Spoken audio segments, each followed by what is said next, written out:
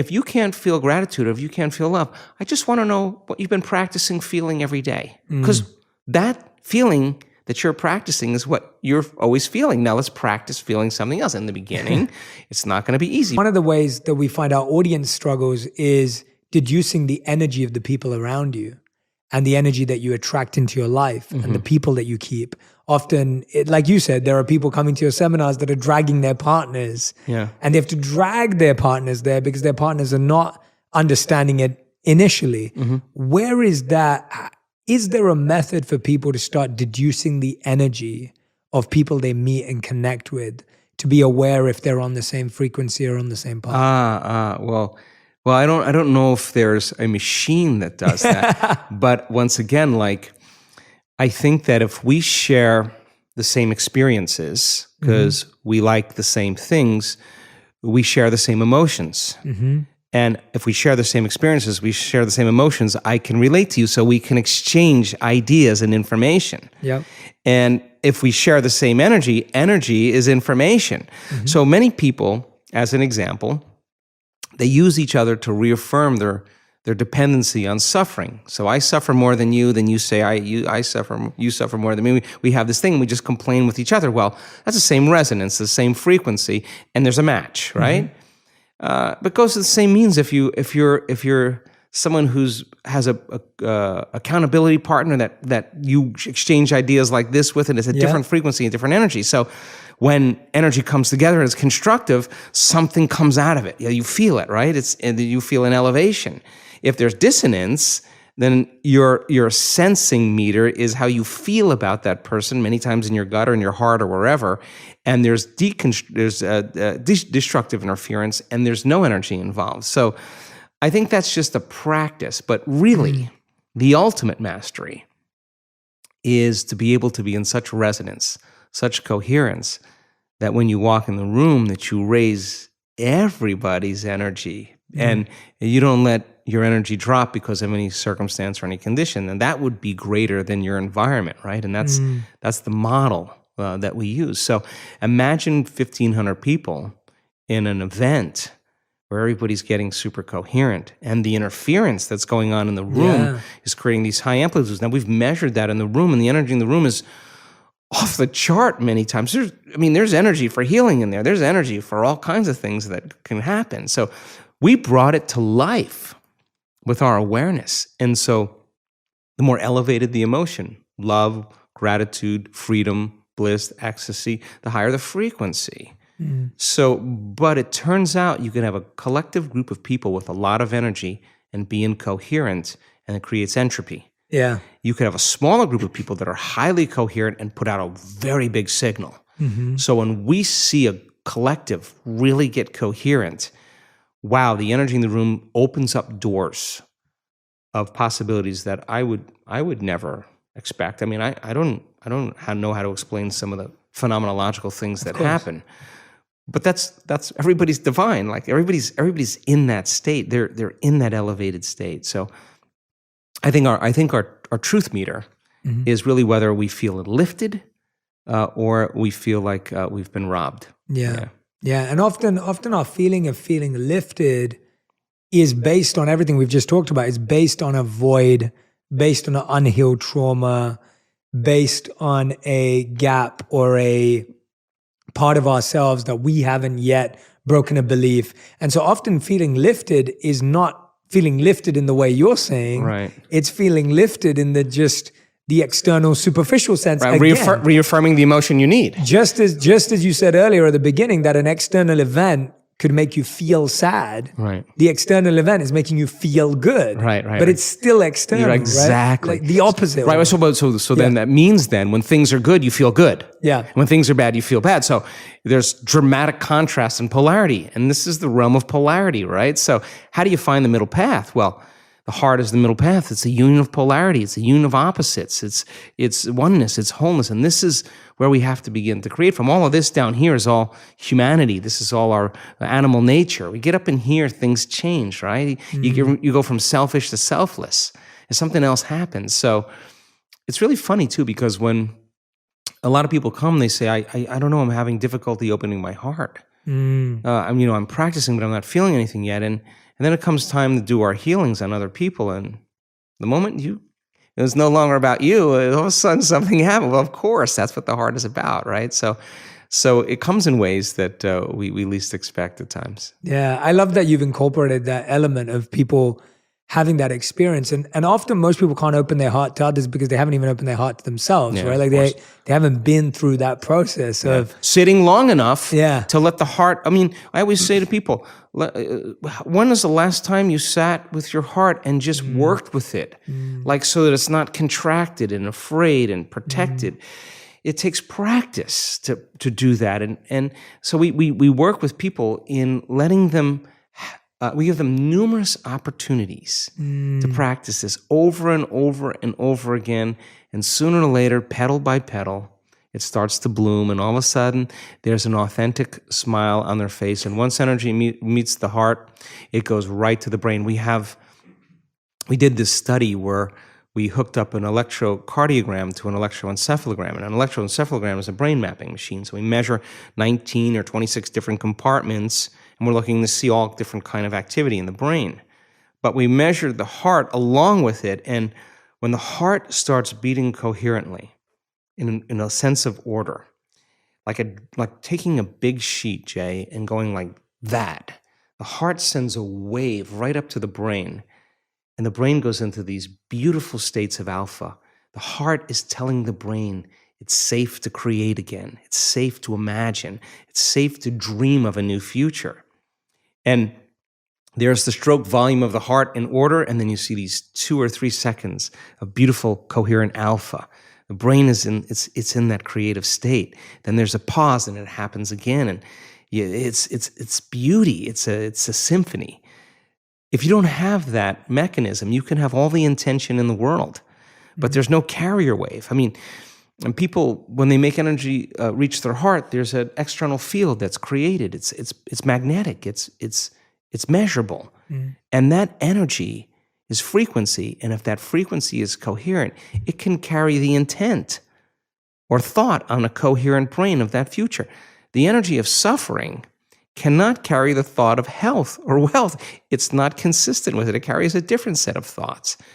So then the training then is getting people into those heart states, because once they start trading that fear or that pain or that frustration or trying or whatever, forcing, control for gratitude, and they just let all that go. And I say to them, listen, if you can't feel gratitude, or if you can't feel love, I just want to know what you've been practicing feeling every day. Because that feeling that you're practicing is what you're always feeling. Now let's practice feeling something else. In the beginning, it's not going to be easy, but you got to keep following the formula, keep doing it, keep doing it, keep doing it. Well, when they start feeling gratitude, it's very interesting, because the emotional signature of gratitude is that something wonderful just happened to you. Something favorable is happening to you, right? So you've just received something, or you're receiving something, you say thank you. So gratitude is the ultimate state of receiving emotionally. So when you move into a state of gratitude and you open your heart, you will accept, believe, and surrender to the thoughts equal to that emotional state, and you'll program your autonomic nervous system into a different destiny. You could say, I'm healthy, I'm healthy, I'm healthy, I'm wealthy, I'm wealthy, I'm wealthy, I'm wealthy, I'm free, I'm free, I'm free, and your body is conditioned into misery, and it's saying, no, you're not. And that thought stops right at the brainstem. It never makes it to the body, because the body is on a different program. So then, when the person starts trading that and they start opening their heart, well, their immune system gets stronger by 50%. 50% in 3 days, they start making immunoglobulins. Their body's natural defense against viruses and bacteria is 50%, not a little bit, a lot. That's one study. And so trading that, telling the body it's in the environment where it already happened. And so that's when the miracles start happening. That's when people say, I'm not doing anything. Well, of course you're not. You don't have to. So then, last point about this, because it's so important that people understand that most people are creating matter to matter. So the more you live by the hormones of stress, the more altered you are inside of you. The rush of those adrenal chemicals narrows your focus. The senses are heightened, and we become materialists. And now all of our attention is on our bodies, on our environment, and on time. And now we're lost in the VR machine of three-dimensional reality. Everything appears as separate. So I'm here and you're there, and there's space and time between us. And then there's me here and there's my dreams. I place them way out there in the future. Why do I place them out there? Because I'm estimating how much I have to work to get that house, to get that car, how much I have to save, how much overtime I have to work, what things do I have to do, how do I have to cheat, rob, steal, lie, whatever I have to do to get it, right? That's matter trying to change matter. And so when it doesn't happen, we feel more separation. We try harder, we force, we pray, we control, all that stuff. So then creating from the field instead of from matter means that you have to take all of your attention off your body, all of your attention off all the people in your life, all your attention off all the objects and things, all the places, and even time itself, and become nobody, no one, no thing, nowhere, no time. And if you're not any of those things, what are you? You're consciousness. And now you are liberated from the rules of three-dimensional reality where everything takes time and energy to get what you want.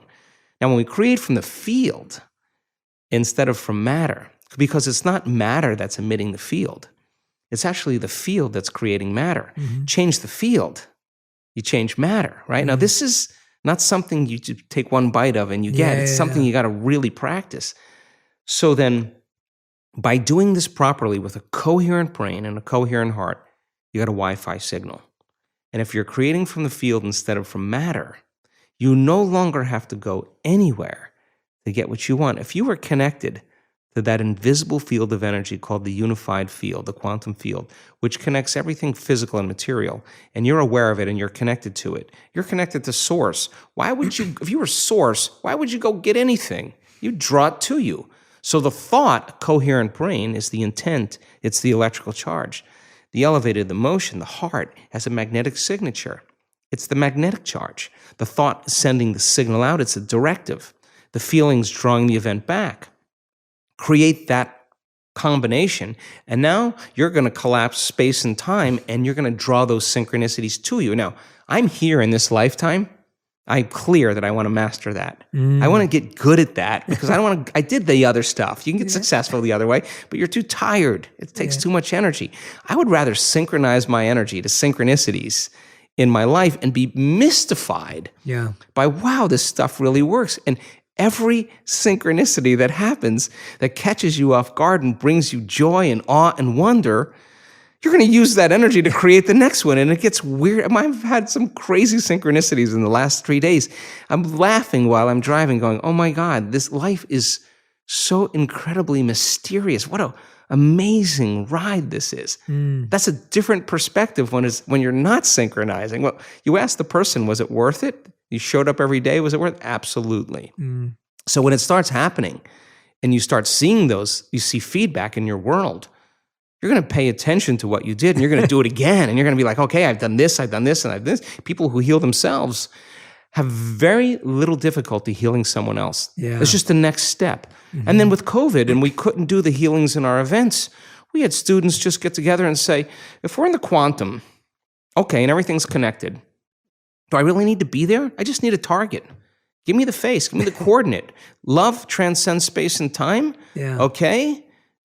Give me that coordinate. I'll love that person in the life. And these people do it. And we have reputable universities now that are studying this phenomenon. And they're telling me, these are universities that have some of the most advanced laboratories. I'm talking the Nobel Prize researchers. They want to change the conversation in medicine. And today I got a video of somebody being healed remotely. And she's laying there. Her cancer went from really bad to nothing. And she videotapes herself when the group works on her. She is laying there and her body is moving all over that floor. It's twisting and turning. There's energy manipulating that body. They're changing the pattern in the field. They don't need, the body is the illusion. The tumor is the illusion. That's the hologram. Change the pattern in the field, you change the projection in three-dimensional reality. Our person who's healed themselves and been in a circle where they've healed someone else, and then when you do that, what's next? I don't know. You won't know until you have that experience. And I've sat in on the groups where they get together on the Zooms and 5 people that they've healed tell their story. a mother whose daughter's unresponsive with an injury or a handicap from birth, who's now looking at her brothers, who's trying to talk, who's smiling, who's present. The mother's telling the story. There's 40 people on the Zoom. We're all crying. Not crying for any other reason, but the species is helping. The living organism called the human being is healing one another.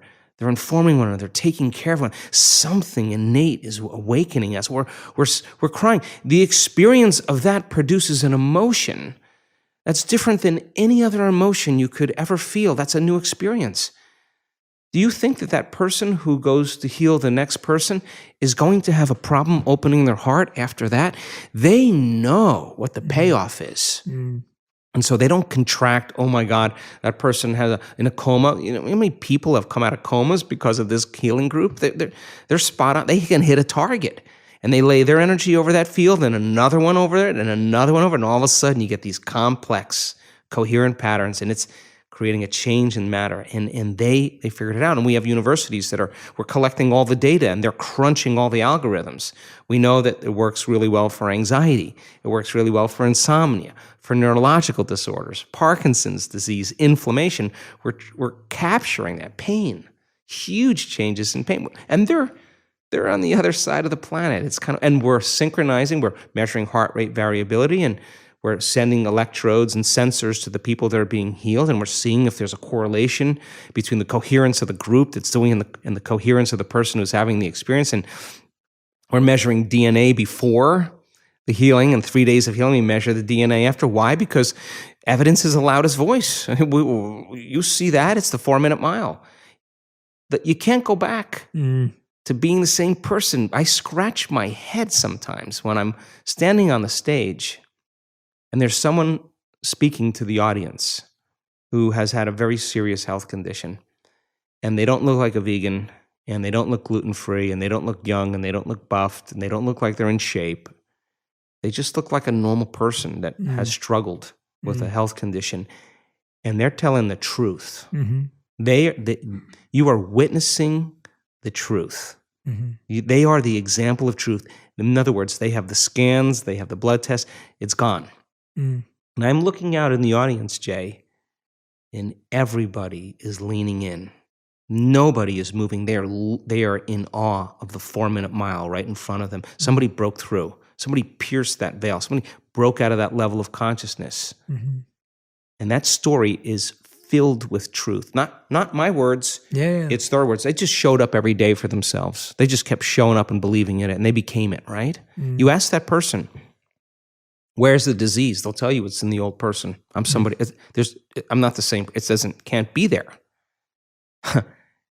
The person in the audience who's relating to that person with the same rare genetic disorder, the same lupus, the same cancer, don't you know that their belief is going to change right in front of them?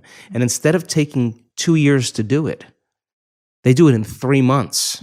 Why? Because as soon as the 4-minute mile was broken, the next one that broke was 2 weeks later, and there's been 1,400 people have done it. I mean, it's not a thing anymore, right? So to me, we have such compelling evidence in science with brain scans. You can make your brain work better. You can make your heart work better. You can make your immune system work better. You can make your cells go from really sick to really healthy. We've got great evidence. You can become immune to serious viruses. You can become immune to bacteria. We've got the measurements. You can lengthen your life. We have great evidence, and the people aren't monks. They're not nuns. They're not religious scholars. They're just common people. And then we have testimony of people who are the example of truth. They are the example of truth. I would rather have dinner with those people than anybody else. They know something, right? So evidence then becomes the loudest voice, right? And that's what I think what people are looking for right now. The truth is so lost in sensationalism, and the truth is so lost in emotional agreement. And so people who want to feel fear, they program themselves and accept, believe, and surrender that. People who want to be hateful, it's all there. It's all there, and it's a matrix to find the way out, right? And I think there's a door. I just think that we have to trust the innate information that comes from within us.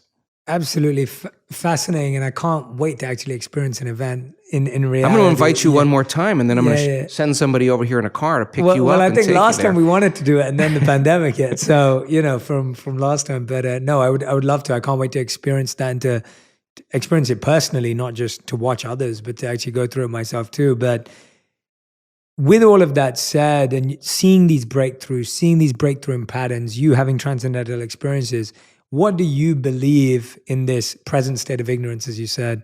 What do you believe is the purpose of life overall? To figure out the purpose of life. Okay. I know. I really think I think the mathematics that I've looked at says there's infinite experiences to have. You will never know the end. Mm-hmm. So then, if you study any religion, I've looked at a lot of them. This concept of eternity, Mm-hmm. that the soul is going to be around for eternity, Mm-hmm. that's a long time. Mm-hmm. And that means you got to be okay with you for a very long time. Yeah. So I think it's the creation of more experiences. And I think I think we came from source, from singularity, from oneness. And we have descended down into density, fooled by our senses into separation. Mm-hmm. And every single being has a spark of oneness of the divine within them. And we got so separate that we now have our own free will to answer the question, is there more? Mm-hmm. Because if you're oneness, it gets kind of boring after a while. Like, is there anything else? Well, the moment you ask if there's anything else, you're no longer oneness. You're something other than oneness, right? And you're a different consciousness, separate from oneness. So I think then we live life, and then when we can predict the feeling of everything that can happen in our life and it gets boring and we're not impressed by anyone or anything, we ask the same question. Is there more? And that's when the soul goes, all right, well, it's been how many lifetimes you've been doing this? Okay, there's an awakening.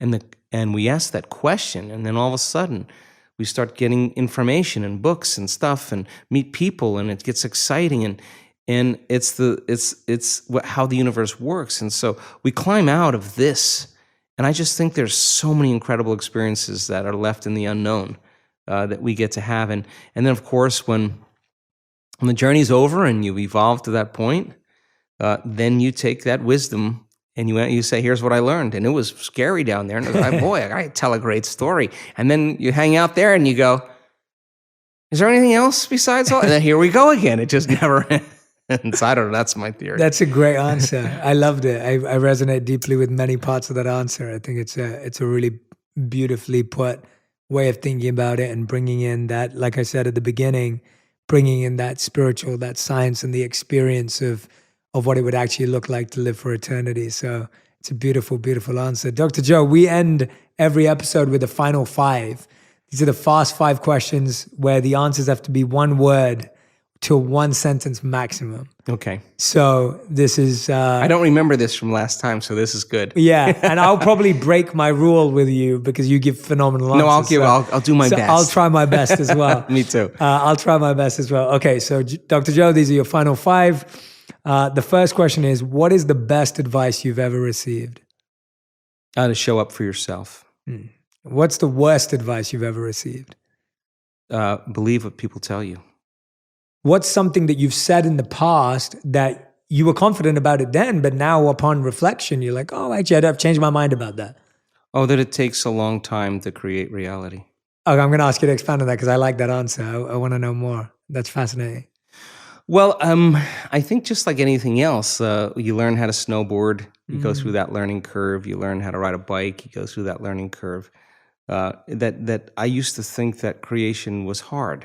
I just thought it took a lot of energy and it took a lot of sacrifice and you had to work for it. And great answer. And God, I mean, even my definition of surrender today is very different than it was just 3 months ago because I'm always doing it. And so I think that it doesn't have to be that way. I just think that it could be any way you want, and I'm working on that, changing that belief. Love that. Beautiful answer. Thank you for sharing that. Question number 4. What's one thing that you think people value but you don't? Oh, other people's opinions. If I really cared what people thought, I would have stopped this a long time ago. Yeah. Now it's so great because I have so many Data researchers and yeah. physicians and everybody. I'm very glad you didn't stop. Thank you. And we are very happy you didn't stop. I think it's deeply meaningful work. And the more time we spend together and the more time I hear where you want to take people and what you want people to experience is just beautiful. So thank you for what you do. And, Thanks. Fifth and final question. If you could create one law that everyone in the world had to follow, what would it be? Take care of one another. Nice and simple. Yeah. It's beautiful. Why do you think anonymity is so important for all of us in our life to experience? Why is it such a fascinating experience? Because when you go past your ego identity, there's a bigger identity that is so huge, it's incomprehensible. It can't even be described. And there's a freedom and a joy that comes from that. And I had glimpses of that, but this period of intense stillness. And by the way, since then, I've kept a week of silence every year. Sometimes I do more. And that week of silence, usually in September, I do every year, just to go back to the taste of timeless being, instead of our ego identity, which we keep polishing every day now, especially these days with social media and books and promotions and you name it. What's something that people can do daily to access that experience? Because like you said, our days are just busy with work and family and commitments and events. What's something people can do daily that helps them access their true identity, their self, going beyond the ego and the mind and the body? I think the basic of it is to still the mind as much as possible and just become a silent witness to that which is happening on the screen of your consciousness. So if you close your eyes and take a few deep breaths, and then, I usually start with a little reflection. Who am I? Who wants to know the answer? What is it that wants to know the answer to the question, who am I? What is my purpose? What do I want for me and the world? What am I grateful for? That's how I start. Then I go into a little bit of breathing and then mantra meditation. And then what I do is I witness what's happening on the screen of my consciousness, just becoming aware. And sooner or later, you realize that what's happening on the screen of consciousness is not who you are. You're the one who's watching that. And then what's happening on the screen of your consciousness ultimately leads to deep insights about mind and body and the physical world, which actually doesn't really exist. But we can get into that when we talk about meta-human. But I think if people just ask these 4 questions every day before they start their day, even without a prolonged meditation process, who am I? What do I want? What's my purpose? What am I grateful for? Suddenly the windows to the bigger reality start to open. Absolutely. This is such a beautiful point that Deepak's making right now for everyone listening and watching. It's just such a simple way of starting to transcend the noise and the clutter that we feel every morning when we wake up and the first thing we do is look at our phones. All you have to do is just switch that habit for asking yourself these questions. And you don't need to know the answers because, there are no fixed answers. These answers keep changing. All you have to do is live the questions, and then life keeps moving you into answers that you need at that moment in your life. Absolutely. And it all happens spontaneously, synchronistically. Such a great point, because these answers are revealed and received. Yes. They're not found. And they're pertinent for that moment in your life, not necessarily the answers. I love that. I think that's such a good point, because so often we put this pressure when we ask a question that we must find the answer now. It's like the education system has drilled us in believing that you have the right or wrong answer within moments. What was that poet who said, live the questions and life will move you to the answers when you need them, because if you got them right now, you may not be even prepared for them. Wow. Yeah, that's a good point. I know life has done that to me a lot of times. That's it, yes. Yeah, when you ask questions And you think you want the answer now, Mhm. but then when you actually receive it, you realize, yes, I wasn't prepared. That's right. Absolutely. Wow. What a profound way of thinking about it. I love that. That's made a huge shift in my mind. Not even to want to answer the questions now. No. Just ask them and let your day And let reveal them to go. you. Yeah, They let come them in go. the form of insight, intuition, awesome. inspiration, creativity. But most importantly, they come in the form of meaningful coincidences, or what Carl Jung calls synchronicity, or what religious people say grace. Yes. That's it. Yeah. Yeah. Meaningful coincidences. That's it. Absolutely. Yeah. How beautifully said. I love that. So this is what I love about your journey, Deepak, is just that at every point, it seems that you've been a seeker for more. Like you've continually gone in the direction of more learning, more growth, never settling. How have you seen the medical industry shift? How have you seen other things around you shift with time? Because you've really gone all the way.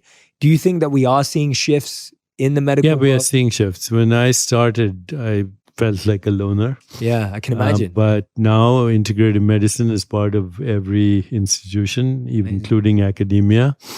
And in the last 15, 20 years, our foundation has done a lot of research. So we've made it pretty mainstream right now. So to summarize very shortly, what has taken 30 years to learn or more, 40 years to learn, is that only 5% of disease-related gene mutations are fully penetrant. So let me explain this for those for a lay audience. So a genetic a genetic mutation is a mistake. It's an error in the gene.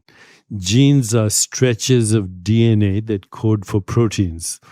So DNA stands for deoxyribonucleic acid, and there are 4 of these named after alphabets: adenine, guanine, cytosine, thymine, ATCG. So ATCG are the 4 letters of life. In English, we have 26 letters. And most languages, human languages, we have more than 20 letters. But the language of life, DNA, has only 4 letters, ATCG. And these spell out words that we call genes. And the body is a story spelled out by those genes. So when people say first there was the word was made into flesh, in a way it's very literal actually when you start to look at the biological mechanism. Now, once in a while, or more than once in a while, there are genetic mistakes. So you might think of them, again, we're speaking metaphorically, but a spelling mistake. So instead of the word being spelled correctly, maybe one of the letters, ATCG, is missing, or it's in the wrong place, or it's upside down, or you have redundant 2 letters instead of 1. That mistake, genetic variation, is called a mutation.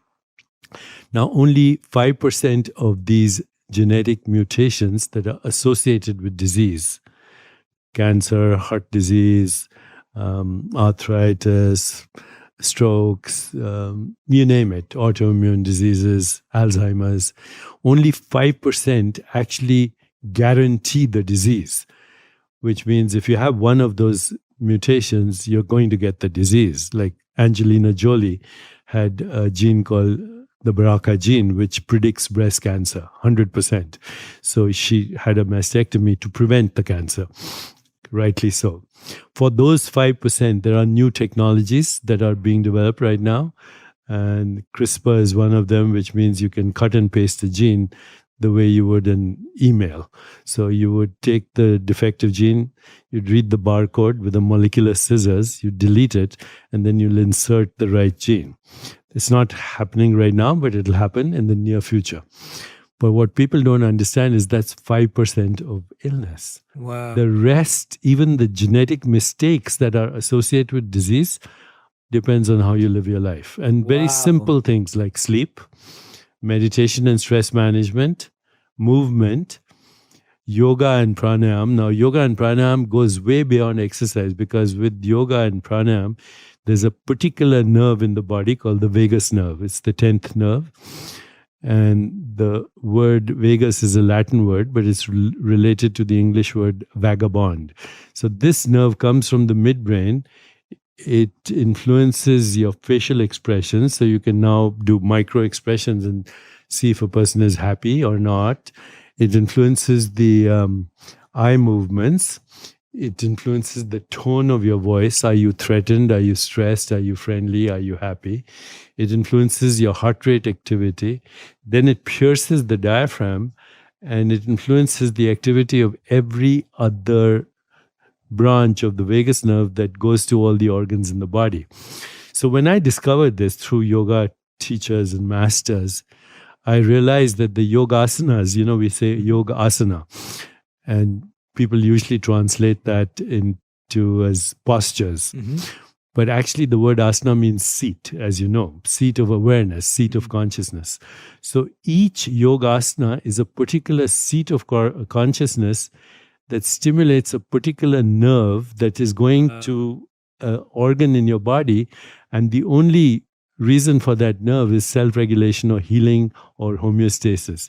So when I discovered that, I became fanatic about yoga. I haven't missed yoga now for as long as I can remember. That's not amazing. One day. Wow. Okay, not one day of yoga or meditation or pranayam. So it was a long time. So when you put together, yoga, movement, sleep, stress management, healthy relationships and emotions like love, compassion, joy, equanimity, food that doesn't kill your microbiome, which is the 2 million extra genes in our body, which are not human. So you only have 25,000 human genes, but you have 2 million bacterial genes in your body.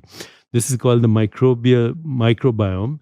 It's as important as the human genome. So you can change the activity of your microbial genes just by changing your diet. So if you go, not even vegan, but if you go maximum diversity on plant-based foods and foods that are not contaminated with antibiotics or hormones or insecticides, you can change your genetic activity and the population of your genes in less than 6 weeks, and which means then you're reinventing your body because your body is spelt out by your genes. So this got me going strongly into how do we reinvent our bodies by resurrecting our souls and going past our minds. And that's what I'm obsessed with now. Wow, I love that. I'm so glad you're obsessed with it, because the fact that we're so responsible for our own well-being is huge, in the sense of belief that there are ways in which we can rewrite that story. You can rewrite the genetic structure of your body. You can't change the human genes, by the way, because you got them from your parents, but you can change their activity. So here's one of our researchers.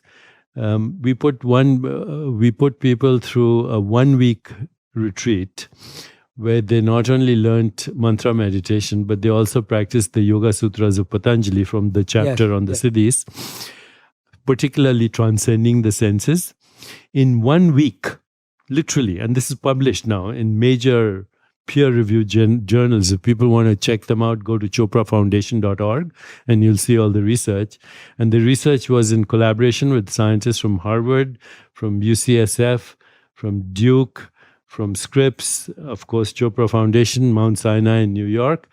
And what did we find? We found that in 1 week of this practice of meditation and the Yoga Sutras of Patanjali, all the genes that are responsible for healing and self-regulation, they went up some 17-fold over baseline. These are human genes.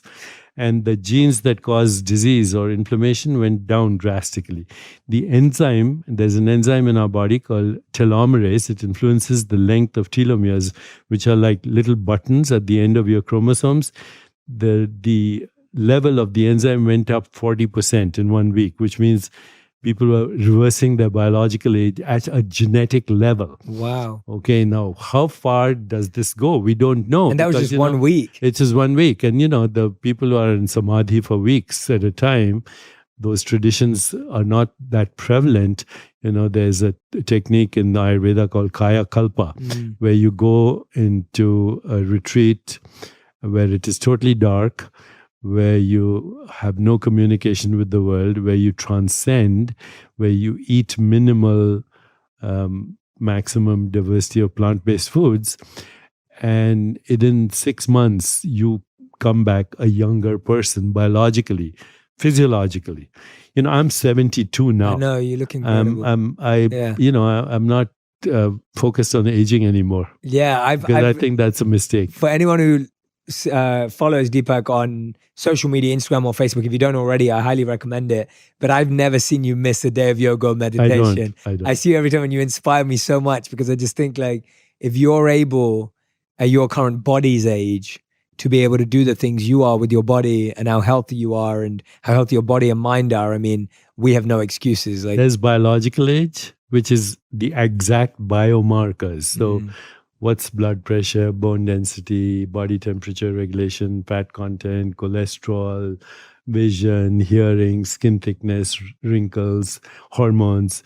That's biological age. Then there's chronological age, when you were born, what your birth certificate says. Yes. Then there's psychological age, how do you feel? Yes. And then there's spiritual age, which is timeless, Yes. which has no age whatsoever. Absolutely.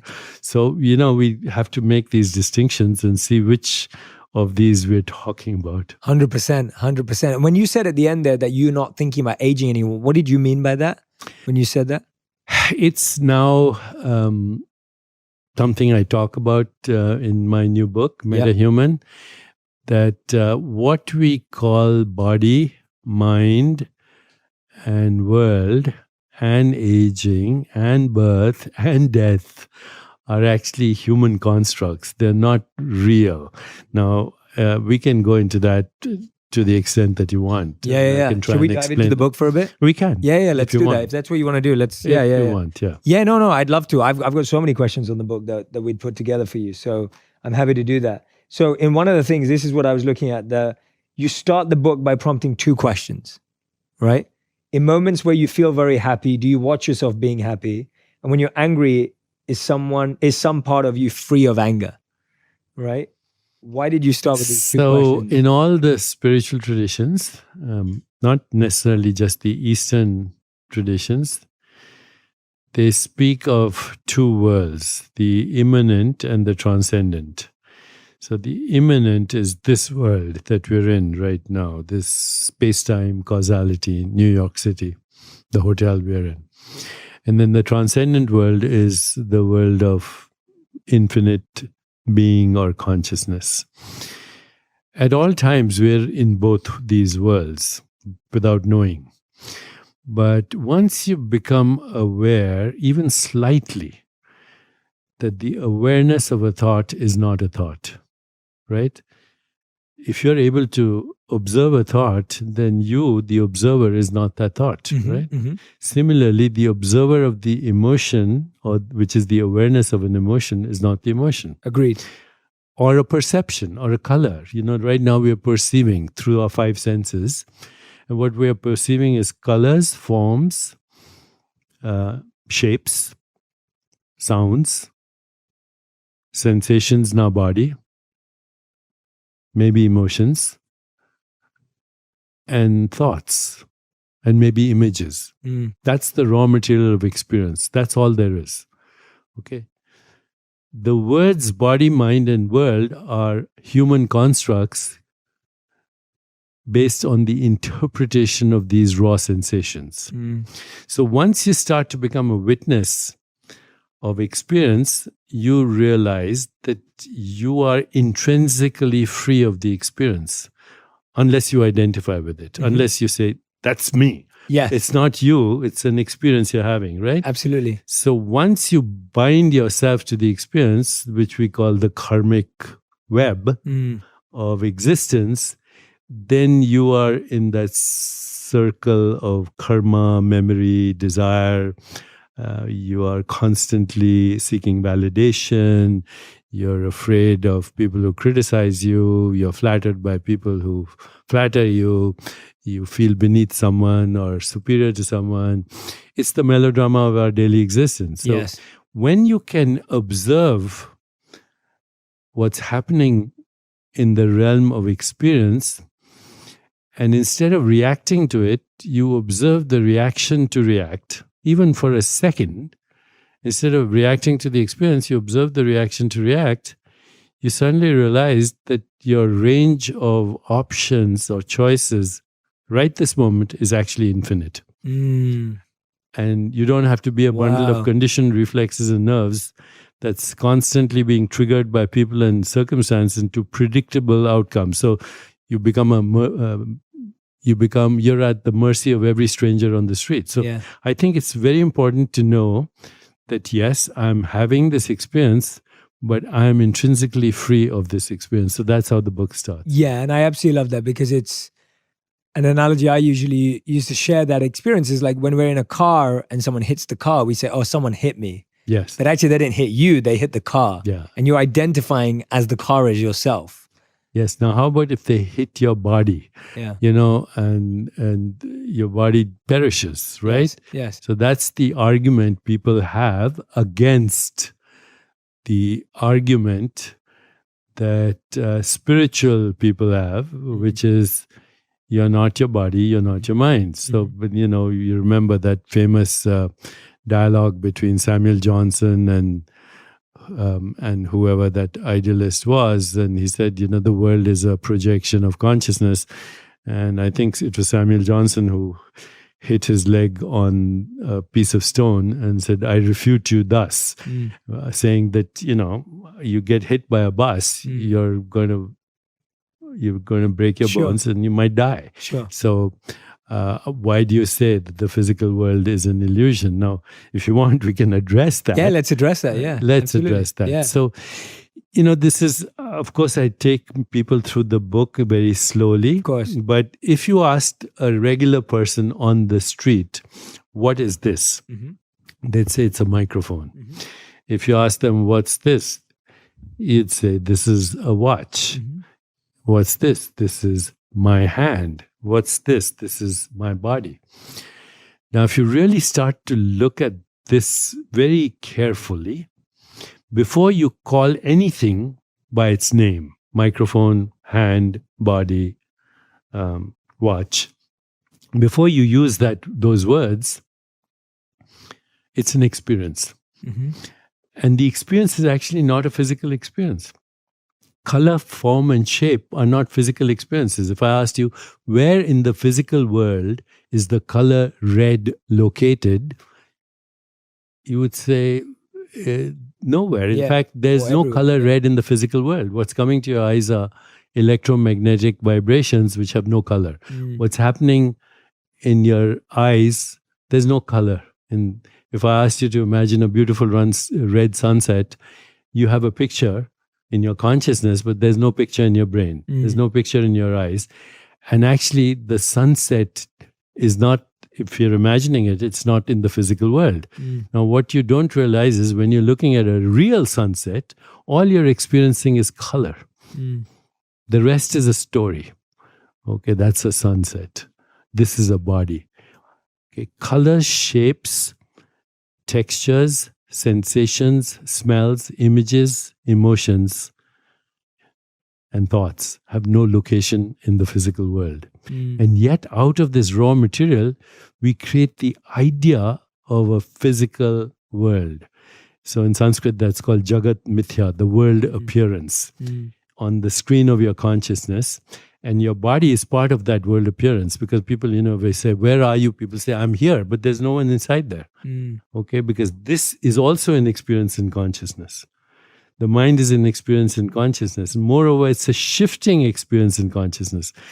No, a thought is ungraspable. It's ephemeral. It's evanescent. You can't catch transient, it. Okay, you can't catch a perception. I look here, I look there. These are two snapshots of perception. And they're evanescent. I look at my body, and by the time I look at it again, it's a different body, because it's recycling so fast at the level of atoms and molecules and information and energy. So the fact that we call this a body, it's actually a changing experience of sensations, images, feelings, and thoughts that is a modified form of your own self. And it's changing. It's ungraspable. Same thing with the mind. It's ungraspable. Same thing which we will call with the world. It's a changing experience of shifting what we call qualia. And the in the spiritual literature now, in the consciousness literature, there's this word qualia instead of quantum. A quantum is a unit of measurement, but a qualia is a unit of experience. So if I tell you, think of your wife right now and you see an image, that's a qualia. Now feel the emotion connected with that, that's a qualia. Now think of what you want to do with her this evening, go out for dinner or a movie, that's a qualia. So qualia are units of experience. When we string them together, we create the construct of mind, body, and world. And once we create that construct, then we're stuck with constructs like birth and death and karma and memory and desire and all the things which make a very fascinating human experience, but it's not reality. We are already in a virtual reality. Okay, so today with VR and immersive augmented experiences and dreamscapes, it is becoming clear that the world that you and I are inhabiting right now is a collective human dreamscape. And as body minds, we are fictional characters in that dreamscape. And it's an illusion that we can upgrade or we can downgrade. We can create heaven out of it or hell, but it's still not fundamental reality. And now with the new technologies, this is becoming very clear. Once you realize that the world is a construct, yes, the construct has been evolving through mythology, through religion, through economics, through history, through society, through culture, but it's still a construct. And what these great seers, these great rishis were able to do is they were able to deconstruct it. Once you deconstruct it, what are you left with? When you left, you've heard that expression, neti, neti, neti, I'm not the mind, I'm not the body, I'm not the intellect, I'm the observer. What are you left with? Once you deconstruct everything, what you're left with is formless, infinite, dynamic field of infinite possibilities, infinite creativity, infinite love, and the source of intention. So that's what yoga originally was and should be. Yoga means union with the self, which is also the self of the universe. And this is where, I got totally seduced.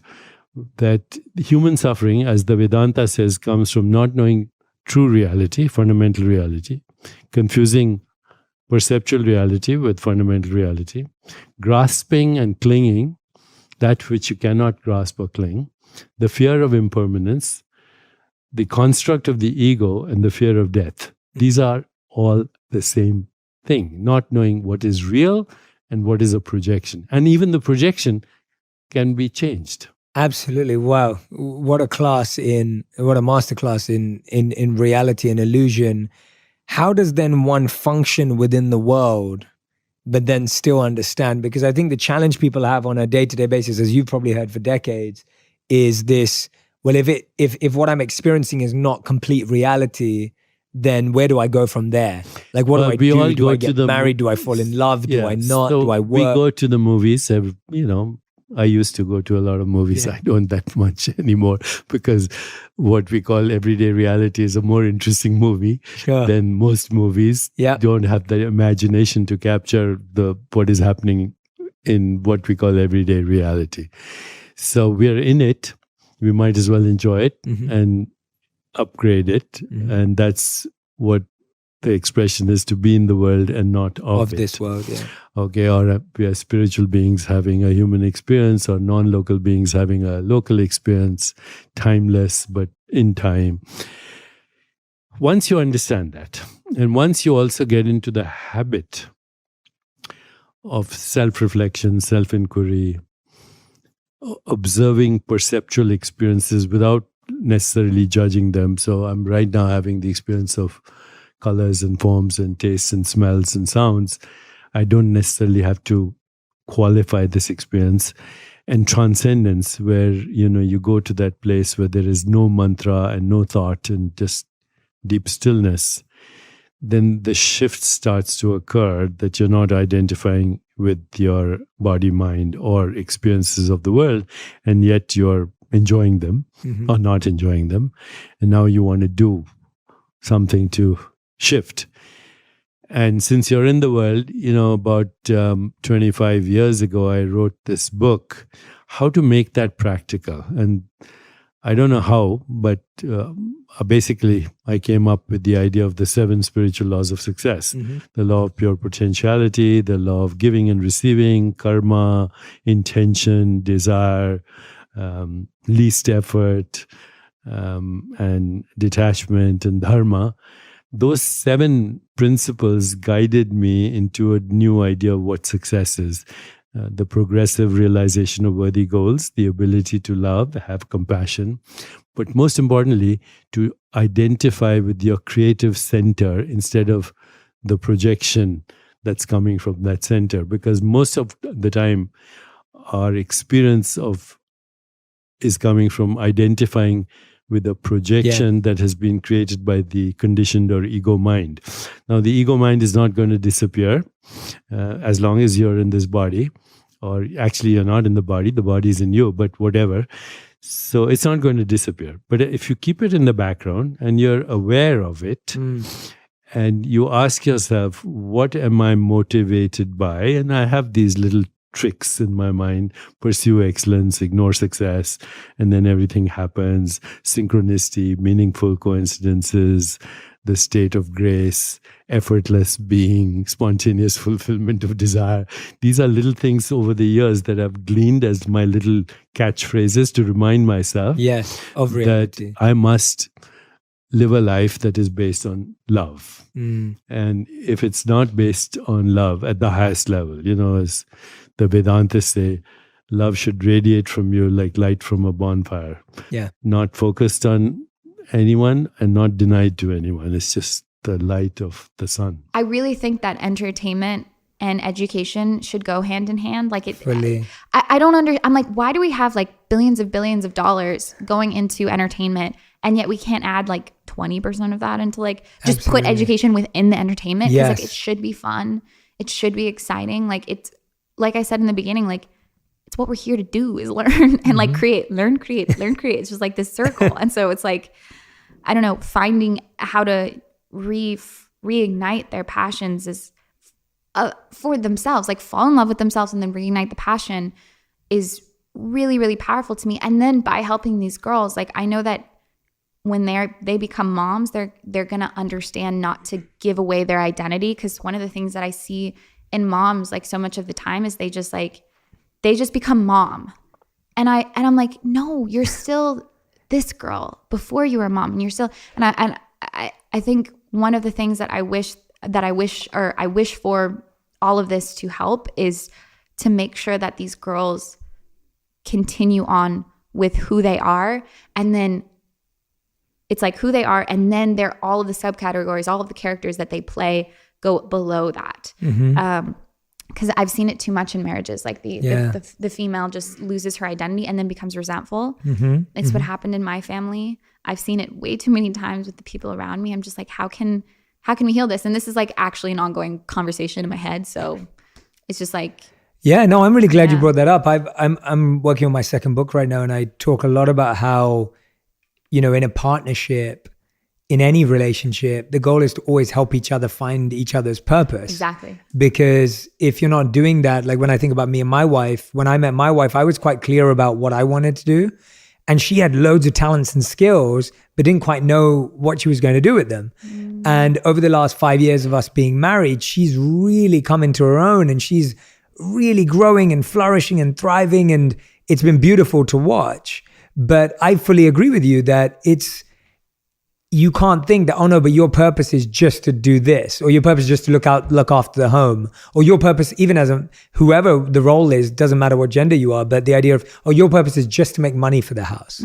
Like that's not a purpose. Like we all have so much more to do. So I love that you brought that up. It's because you get lost in your role. Yeah, you get lost in your roles. That's like a real thing. And that's what I'm learning from acting as well. I was like, don't get lost in your roles. Like don't do that. Like I've heard people do method acting that have actually lost relationships in the real world because of that. And so when I hear that, I'm like, wow. Exactly. Well, it's a great example of what we do in real life as well. Yeah. Because I do think like at some point with like a long-term relationship or friendship, whatever it is, it's like you choose to have them come with you. And if you're not choosing that, then the relationship didn't work, not because it was like you didn't bring them along or they didn't, or you didn't see where they were going and wanted to come with them. It is, as much as like we love the butterflies and we love all that, this is a team partnership. Yes. Like if you go, we go. Yeah. You know? Yeah. Like, we go. And you can't be someone's purpose. No. Like don't try and make it like, no, I am your purpose. Like what I do is your purpose and my purpose is the same as yours. It doesn't work. It doesn't work like that. Like you can't project your purpose onto another person and expect them to just want to live for that. Right? Exactly. And then this is all of these things I've been learning recently, like in the last couple of years, especially with like going through like so many public relationships and having that be, oh God, public relationships are terrifying. Oh my God. I was like, I'm good. After my last public relationship, I was like, I'm good. I'm so good. I'm going to just be me in my own little world. No one gets to know. Because not only are you creating roles in the relationship, but now you have the public creating characters of the people that you are. So it's like you're fighting like it's like you're having conversations with like 4 different versions of the person you're dating. And you're like, oh my God, like. And half of them aren't even real. I know. Yeah. I was like, it's like a foggy mirror. You're just like, hello. So that's been really interesting. And then I always feel that relationships are the best reflection as to where you are, right? Because they're just like, I'm just your walking reflection right now. That's why we're in this together, right? So I always get excited because I'm starting to just meet so many amazing people. And I think that's like what I've been learning as well is just like, there's no villain anymore. It's like we can stay together or we can leave in good faith and good heart. And like, it's not, you know, in high school, you're just like, they broke my heart. What? Now it's just like, all good. Like you did me a service by leaving because you were being disservice to me and you for staying because you didn't feel. So it's like, at the end of the day, it's all perfect. Like it's all perfect. Yeah. And then trusting that, like, what helps you trust and accept that when most of our minds hold on to but it could have been like this, or because I feel that's what it is, right? It's always this battle between imagination and reality. And a lot of us prefer our imagination, but then we have to, and then we have to deal with reality. And I read something, actually, I want to read this to you because I think you'll like it. Oh, wait, let me find it. I have to read it to you because I don't want to mess it up. You know, it's you know, when you like try and say something and you mess it up. So this is by Johann Wolfgang, and he said, few people have the imagination for reality. Ooh. And I read that and it literally, like, it really, that's like, there's something, it packs a punch, right? I was like, few people have the imagination for reality. And I was thinking, wow, like, I think my imagination's good, but if I had a really good imagination, I'd be able to accept and trust my reality. Well, you're kind of like, I'm a great storyteller. And the universe is like, sit down. Sit down. You can tell it later once it's over.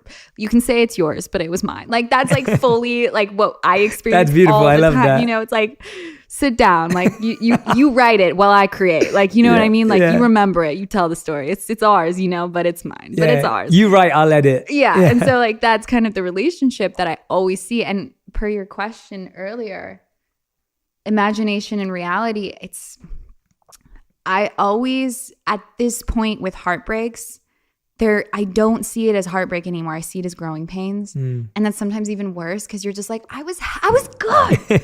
I was good with just this. Like I don't want to grow. Like I'm good. Like I'm tired. I just want to like watch Netflix and chill. Like I don't want to evolve anymore.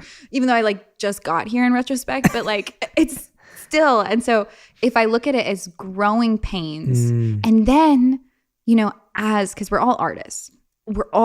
And so what I'll do now, and it's actually so intoxicating, is I'll write poetry, I'll write music based off of the experience. I mean, we know all of the biggest artists in the world are like, let me tell you about my heartbreak.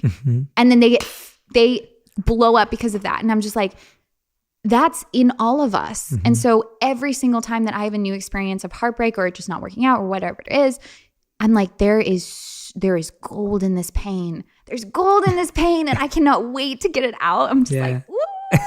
So I get this weird, like I get heartbroken, then I get really excited.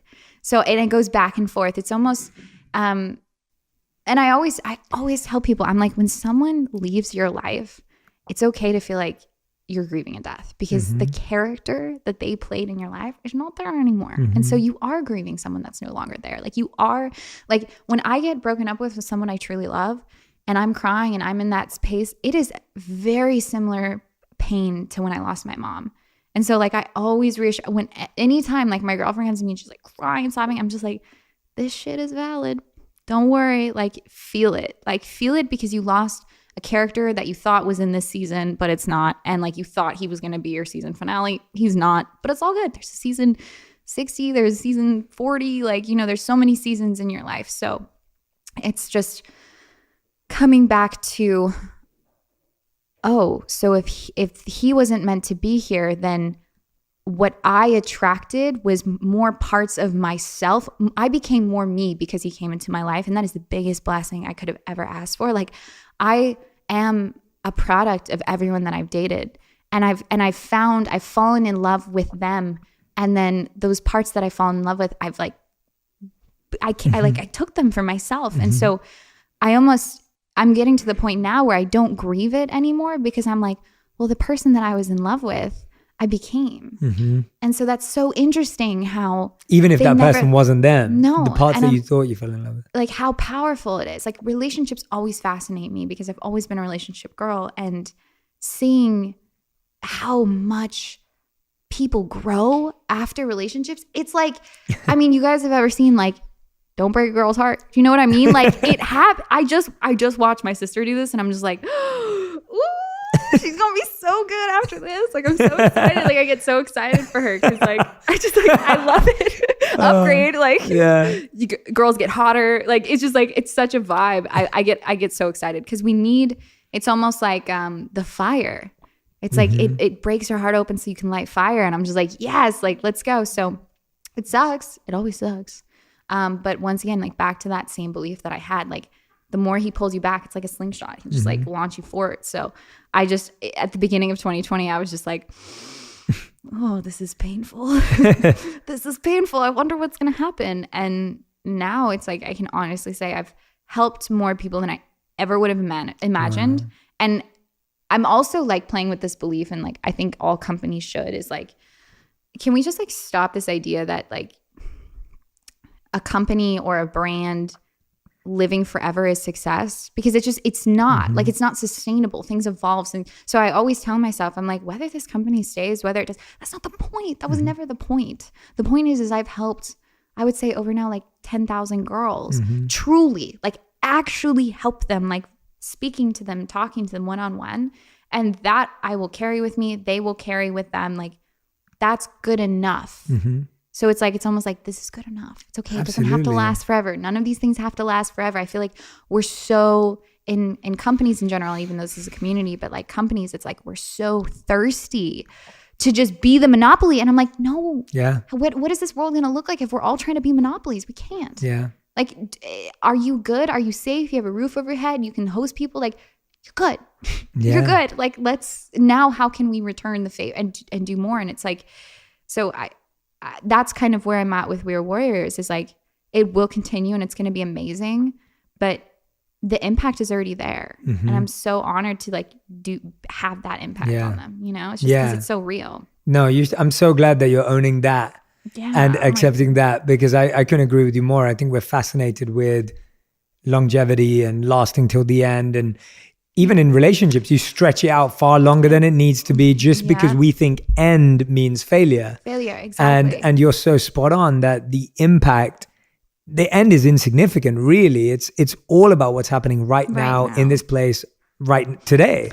Yeah, and forget. I'm like, it's right here, fam. Yeah, if you're making an impact, if you're making an impact on all of these women today, and they're impacting each other, and you're empowering them to also become their own experts and discover their skills. I mean, that's beautiful. Yeah. Exactly. And I'm so glad that you made that point, because I think our obsession with making something last is unhealthy. everything. Yeah, it's unhealthy. It's Yeah, unhealthy. It's unhealthy. And you're only 24. Yeah. Right? I know. Yeah. Yeah, which is amazing. Yeah. Like that's the insane part here. I feel like I'm speaking to the oldest soul in the world, and then I have to remind myself. And that's such a wonderful thing because you're carrying your mother's energy in such a special way. Yeah, it comes through. It's like it's so clear. Yeah, that and it's cool too because like for anyone who's lost someone, y'all have a speed dial up there. Like you guys can just like, I literally am like, Mom, and she's right there. And so I'm like, you have the strongest connection to the other side or whatever you believe. It's really, truly whatever you believe because I'm pretty sure all of this is made up. I mean, we're just like, I'm sitting on an idea right now, which trips me out sometimes. I don't know. Like it's weird. But it's like, we have such a deep connection to the other side because we have that person on the other side. And so I utilize that as much as I can. And whenever I forget, I'm like, how can I remember? How can I remember? I think that's where I am right now. I will, it's always the environment too. So like I'll do incense, I'll make lights, candles, and I'll just sit down and I'll remember. Like whether that's just sitting in silence, it's helping me remember, or just writing until something else comes out. That's what or talking to a friend about it. Like I think and I think we're all at that point where it's not so much you're learning something new. It's almost you're just remembering what was already there on top of everything else per what my sister said about the onions and just unraveling it. And so it's constantly coming back to that. But like I still suffer. Like we all suffer. Like it's all good. It's all good. It's all definitely. Good. Yeah. How have you got through that? You talked about this earlier and I think you've experienced this, like and I love what you said because we were connecting on this beforehand, and I sometimes feel the same way because I thought I was going to be a monk, and that's literally what I built up. So before that, I had so many passions, but my parenting was ignore the passion, do the safe thing. And so my passions were music, my passions were spoken word, and my passion was philosophy. Do you still write spoken word? I do. Yeah. It's such a passion for me. And I feel like a lot of my videos and a lot of my content is still wordplay and has so much, I still use this spoken word in a different way today. Exactly. And so that's so much a part of my life, but it was like, do the safe thing. And so I was studying business and I thought I'd be an investment banker or a consultant or whatever, any of that stuff. And then I became a monk. That became my dream. And like, Mom, Dad. Yeah, literally, like from all of that to that. But even letting go of that, I would say I'm most myself in what I do today. Yeah. And being a monk was part of that, but it's not all of me. And being in media, which is what I am now, is not all of me. It's a part of me. And then being in the world of business was a part of me. It's not all of me. And I think you are so right that we limit ourselves. We feel society limiting us, and we feel we have to choose to be one thing.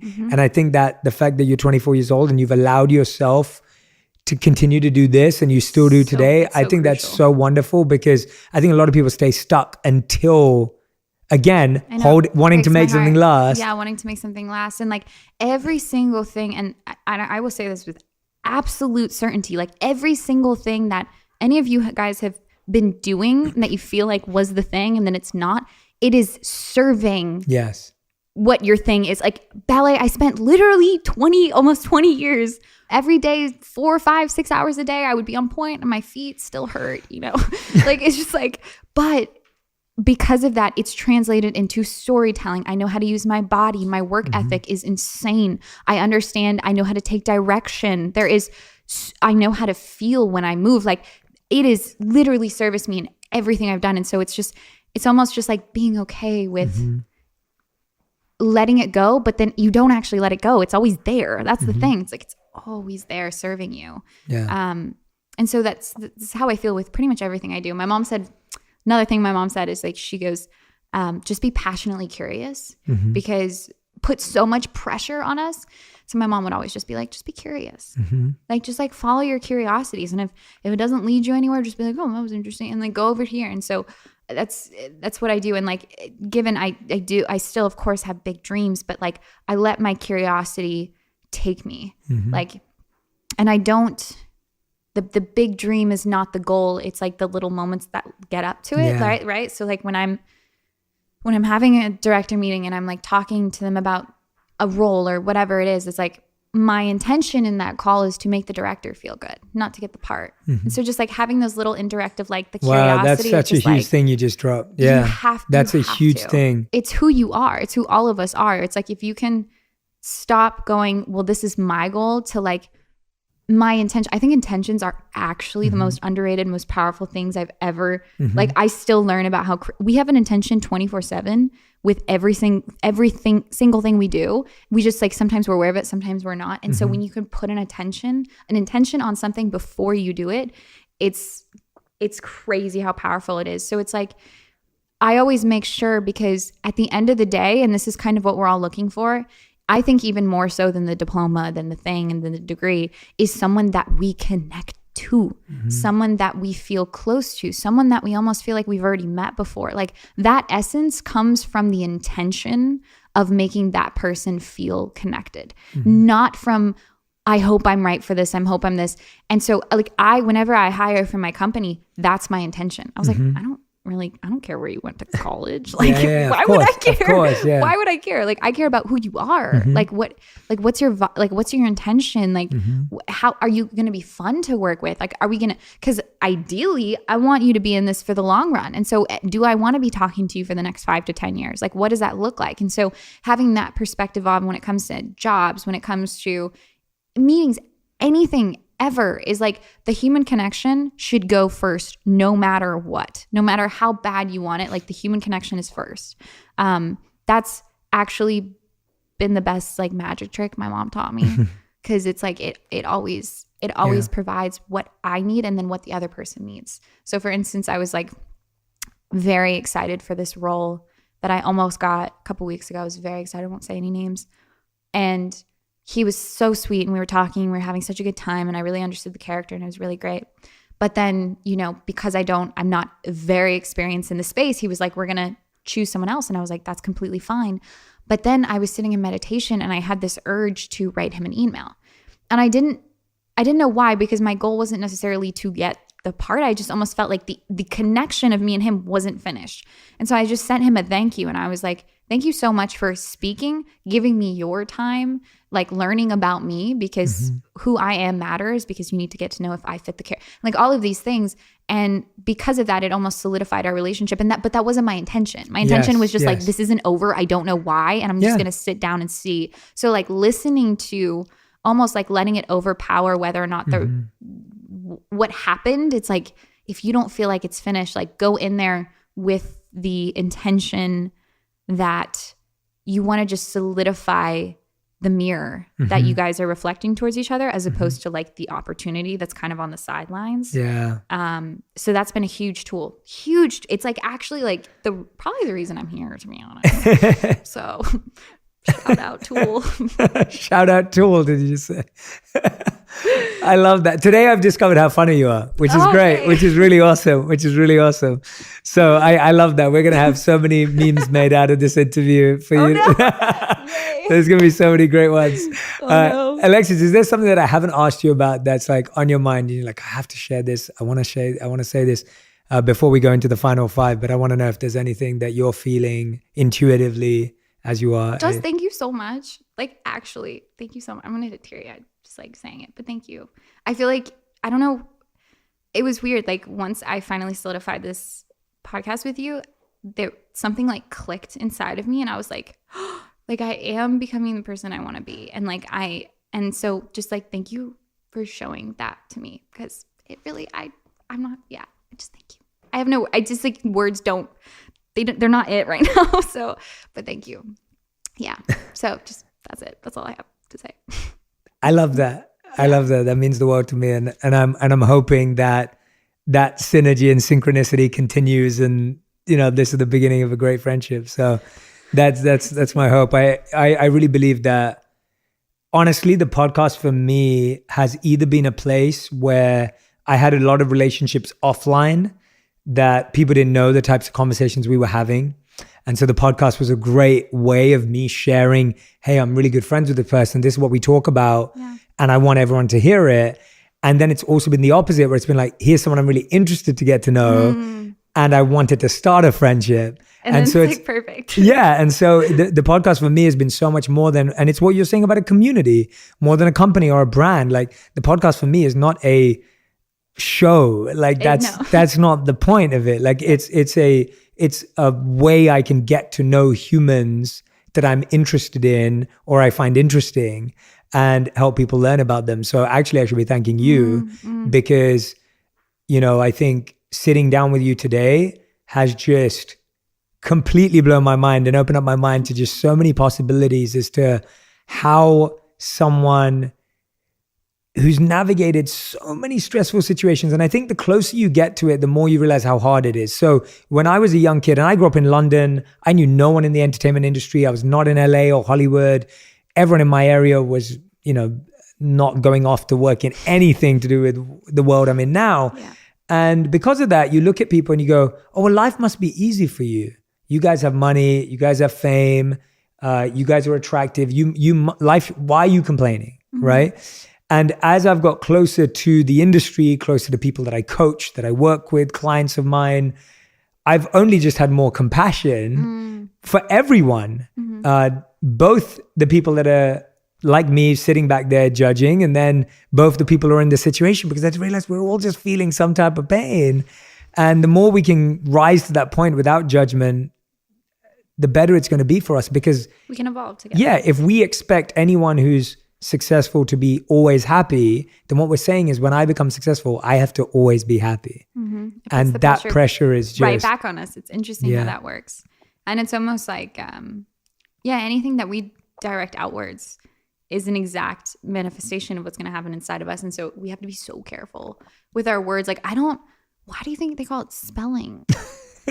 Spells. Like, I'm like, wow. That's good. I've not heard that before. I like that. That's good. The words are like, I am. Oh my God. When I hear girls say like, I am ugly or I'm just like, no, no, like you can, no, I refuse to let you say that about yourself, because you would never say that about your daughter. You would never say that about your friend. And so it truly is like having these honest conversations with anyone at any level has been eye-opening to me. And that's one of the reasons why I've always loved the podcast so much, because I got to actually just see the person and not the characters that I see them play in life. So that's really, it's really inspiring. And then also knowing that pain happens on any level. Like pain is pain, you know, like me losing someone from a breakup is just as painful as me losing my mom to death. And I was like, that was weird. I was like, and you almost feel guilty, wow, or like you feel like, can I feel that? Do I allow myself to? So it's like, validating on any level, because that's actually what connects us as well. And I almost feel like until we have, the goal right now is to connect at every level of being human. And then from there, I mean, I'm pretty sure like an evolution would happen, which would be really cool. That'd be really cool. I'd be like, whoa. Can you imagine if we had everyone at the same time be like, love? Yeah. Can you imagine? Like, that would be crazy. I'm sure you've like heard of those stories where like, they have like monks praying at all at the same time, like 3,000 monks or whatever. And like the crime rates goes down in the city. I've definitely heard, I've seen studies on that before. Yeah, same. But just those kinds of scenarios would be like, I think that's that's what my work would ideally, my like heart work, I guess, is what it's there for, is to like have just more moments of like just people being in absolute like love.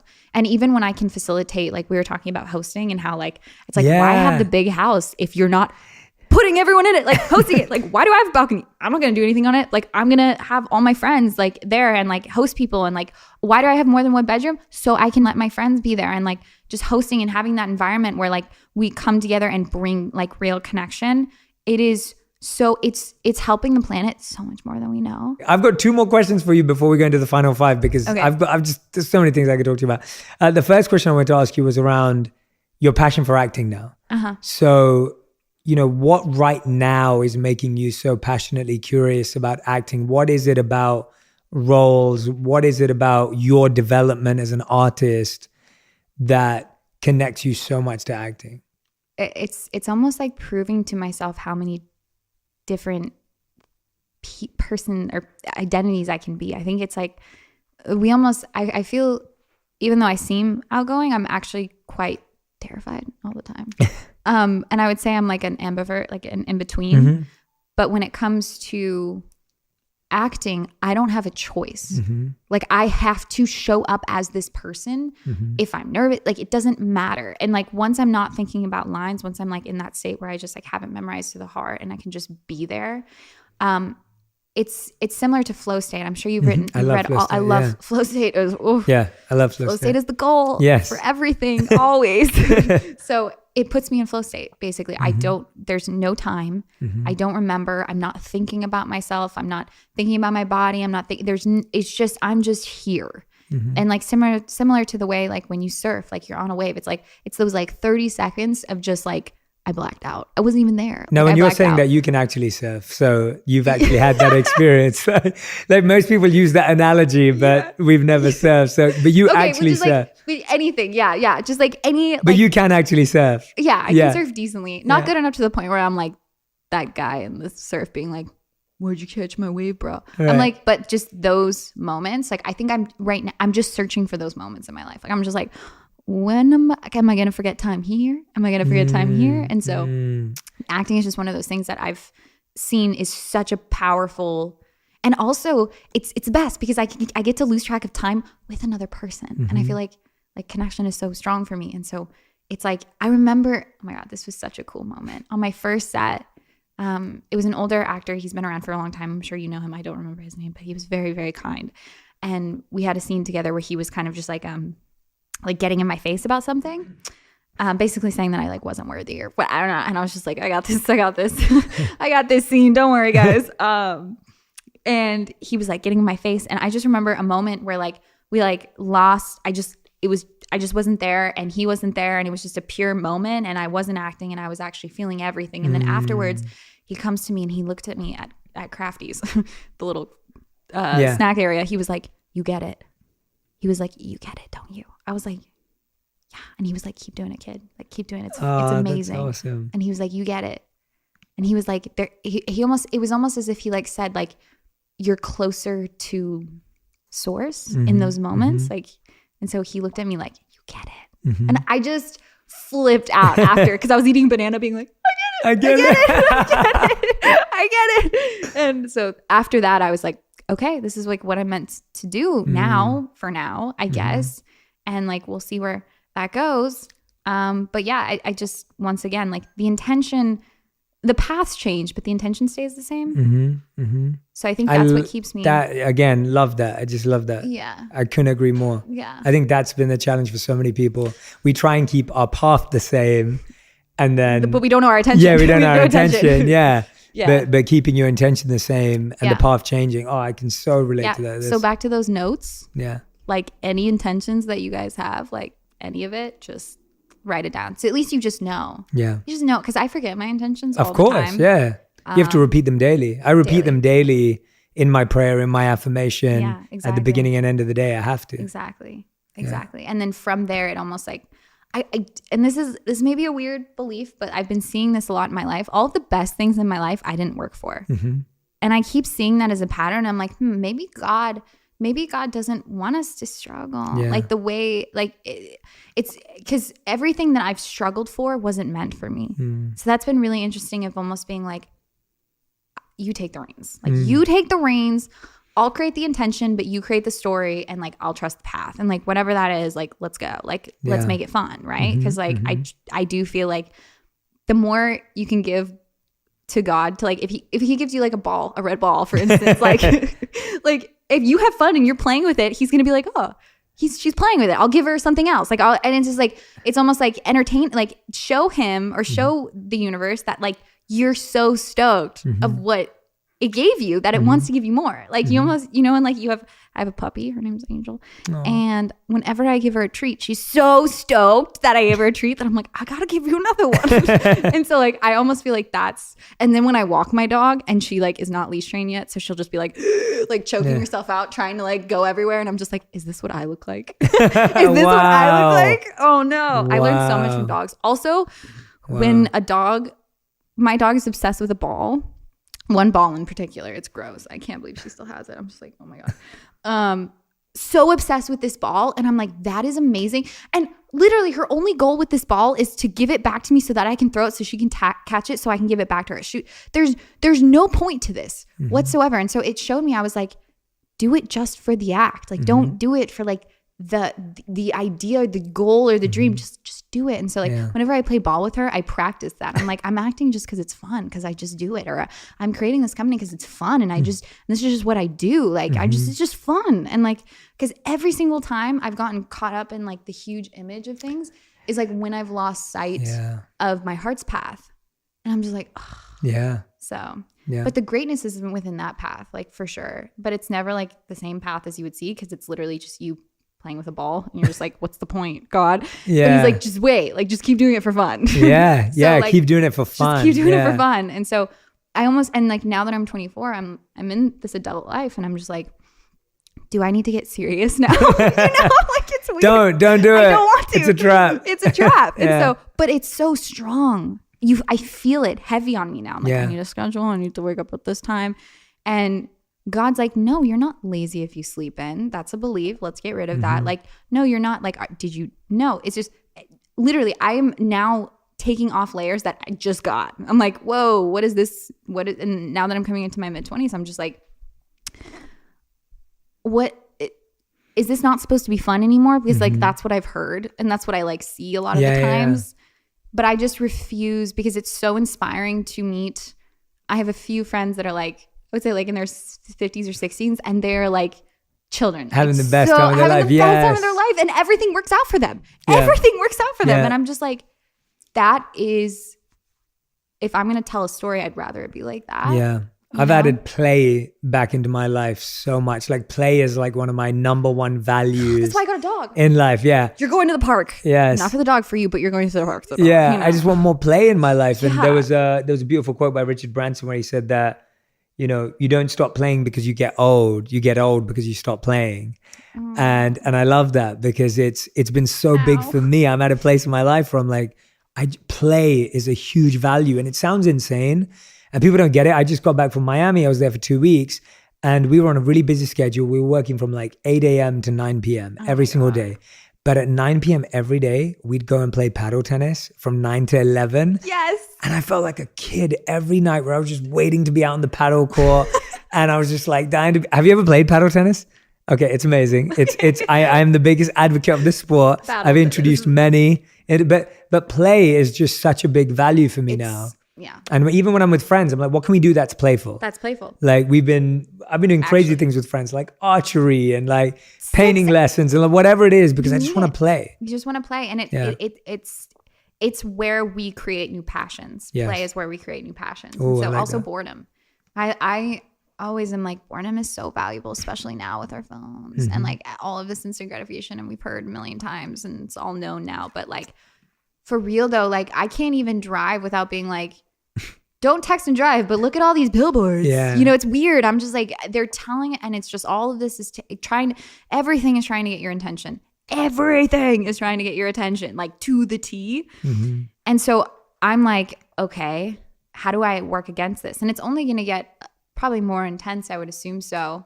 So that's like literally, I'll say it again, that's why I got a dog. That's like fully why I got a dog. Because I was like, I need something I'm going to get bad news on the phone. And I'm like, okay, bye. And then the dog's just like, you know, okay, here. So you know how like in any like Disney like movie, like Pixar, whatever, there's always a sidekick. Yes. Tangled, the chameleon. Like there's a bunny and the abominable snowman. Yeah. There is always like this really funny comical relief. Olaf in Frozen. Olaf. Yeah. Spirit animal. I was like, I want a sidekick. Like I want that idiot that's just like running and hitting a wall while I'm trying to like do business. Like we need that. Like that's we need so that. Cool. Yeah. So like movies are so powerful in the way that they like they give us characters to like replicate. And so I've almost like, whenever I watch a movie, I'm just like, I like that character. Like that character is really cool. Like one of the shows that I actually like loved growing up with was Entourage. Yeah. Okay. I've got a funny story to tell you about Entourage. Oh my God. So I was a monk when Entourage was famous. So I never watched it. So I didn't know what it was. So my wife just made me watch Entourage. So we literally just finished it. It's one of the best shows ever. It's so amazing. Yo, they're just vibing. I would watch it. I would watch it again. I loved it. I literally just watched it this year. So. Exactly. And so it's like you have like the characters around you that are just like they're so needed and you don't know why, but they're so needed. Like they're so important to the story. And that's how I look at all of my friends. I'm like, you guys are so like creating your show like is like in a healthy way, of course, because but it's taught me a lot. Like as much as Hollywood is very toxic and dangerous in ways, but it's also a great way to get to understand how you want your life show to go. Like it's just like I can find parts of myself in different like have you watched Dave yet? No. Oh no, I have watched it. I watched the first season, not the second. Gata? Yeah.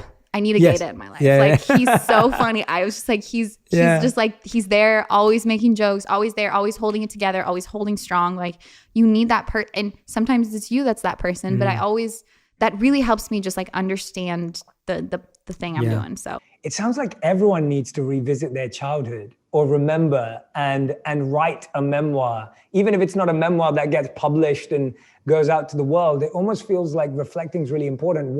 What helped you? Were you speaking to friends from back then, or were you speaking to your, who are you connecting with to reignite some of those memories? Oh, everyone in the memories. I called my mom, my brother, my cousins who I grew up with, friends from the time. I corroborated the stories because memory is a weird thing, I remember it a certain way, somebody else remembers it a certain way. And there was this one story I remember. I was kicked out of MoMA for touching a painting when I was 15, 16 or something.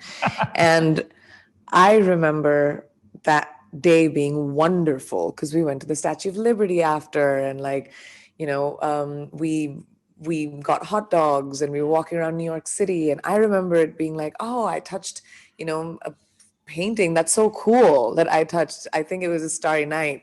And my cousins who were with me remember the day completely differently. They were tortured, embarrassed. My cousin was an art student. She was like, you got me kicked out of MoMA. And like, I was like, wow, I didn't remember that at all. That's brilliant. Was that your rebellious side or was that a mistake? Neither. Or was it I was just curious. Curious. I feel like rules sometimes, and trust me, I mean, I'm in a public profession, I have to follow them. But, sometimes we conform to rules that just sort of stop our ability to grow. And unless it's like hurting someone or something, which by touching Starry Night, I probably was hurting the painting. But at that time, I didn't know. Well, the value of the painting just went up. It just went up. But otherwise, I think like you have to push the envelope. Yeah. There's been too many generations that have been defined by what people think, we can achieve, or, limitations that have been imposed because of people not being able to think or dream big enough. And I think it's every generation's responsibility to show the endless possibilities to the next. Yeah, you've definitely done that. I mean, you're constantly breaking rules in your career and your journey, starting from touching that painting at MoMA all the way through today. But was that an energy and a mindset that you believe you had at that young age? Or is that something you think you gradually developed? Where did that confidence come from? Because when I hear you say it today, it comes with confidence. Obviously, it comes with having done it. And I think there are a lot of people out there who may feel that way, but they then also feel insecure that are they the right person to do that? Do they have permission to do that? There's something that then still holds them back. What was it for you that allowed you to go all the way? Well, two things. My parents, for sure. I grew up in an environment where I was not shamed for my ideas. At 12 years old, I told my parents I wanted to live in America with my aunt. And, my parents were like, bye, peace. It was fine. We had a logical pro and con conversation. I was raised sort of to have opinions, even if the room was hostile. So I think that really gave me a sense of self. And I think it's really important in parenting for us to treat our children like they're developing their own minds, because that's so important for them to have a sense of self and feel like, they're not robots, but they're actually thinking and they have a say in their decisions. It really lends for adults being able to have a sense of confidence. And second, to really understand and accept that confidence is not something you always need. You don't, so put it in a backpack. It's okay. Give it a break. Let it be in your purse. Let it be in your wallet. Let it chill for a second. Feel insecure. Feel like scared. Feel afraid. Feel vulnerable. But when you need the confidence and you walk into that room, you'll have it because you didn't keep using it. You didn't need to constantly have a, cover of or sort of like a uniform of confidence. You don't have to always show confidence. You don't have to exude confidence. You don't. You just have to pull it out when you need it. And then when it's in the reserve, it's so much more powerful because you're allowing yourself to be all the things. I feel insecure. I'm terrified that this book is coming out. It's the first time I've ever written, and I've never been so personal in my whole life. I've been a public person for 20 years, never scratched beneath the surface. I've gotten away with sharing whatever I wanted to share about my life and not more. My stories, people think they know it, but they really don't. And I've managed that for 20 years. But I think I, now on the other side of 35, was feeling a sense of confidence and a sense of self in my capabilities, in what I bring to the table. It only took 20 years for me to get there, but I got there. And I think all those insecurities that I address in my book don't scare me that much anymore, as they did at that time. As they worried me, and I was like, I don't want to talk about it. Nobody needs to know about my life. And but now I'm at a place where I'm just like, well, it's still on my terms. And I'm hoping that people maybe get to know me a little bit more than a fashion meme or a headline or something like that. Yeah, I think that's what I love about it. From the few pages that I've flicked through, I definitely see you allowing yourself, and that's the power of a book, though. And so I relate to that insecurity. My first book came out last September. I know. We know your first book. I have it. Oh, that's awesome. I'm so glad you have it. I was so nervous. So I know what you mean by that. And especially for you at this stage in your career, of yours is a memoir. Mine had part stories. It wasn't a memoir. So I can only imagine, but I see you doing that. And books are so powerful for that. And that's why I really hope everyone who's listening and watching right now, if you're enjoying this conversation, go and pick up the book, because I do think that media, the news, the short meme, the clip, it portrays such a limited view of someone like yourself. And it's a superficial view, really. Yes. And it's okay. It's a choice also. I want for people to consume only a part of me. I want to be able to preserve my humanity, my family, my life, my opinions. I may have chosen a public profession, but I'm not an elected official. I don't owe an explanation to anyone for the choices that I make. I'm here to create work. I'm doing a job just like everybody else. Mine happens to be in entertainment, and it happens to have a lot of cameras on my face. It's fine. I made that deal with the devil. So I've kind of made peace with the fact that I prefer it being from a distance. But at the same time, I think now I've been a public person for more than half my life. It's my normal. And only now have I reached a point where I'm allowing the walls to sort of fall down and letting whoever wants to know me get to know me as the person that I am. Before that, I was very protective of who I was, because maybe I was insecure about who I was, or I still didn't have a sense of self. I don't know. But I think in the journey of life, I've reached a place where, I'm good with who I am. Yeah. So that's wonderful to hear, by the way. And I can feel it off your energy. What's the part of yourself in this book that you share that you think most people are going to be surprised by, where you think that people may just be like, what? Like, and I'm sure there's many, but what's something that stands out? There are a few, which I think people may be surprised by, that I was vulnerable enough to discuss. I think my failures, my struggles, rejections, sadnesses that people have never seen. I always wear a brave front. Most women in like, tough jobs have to always have like a little bit more of a stronger front to be taken seriously. I built that very early.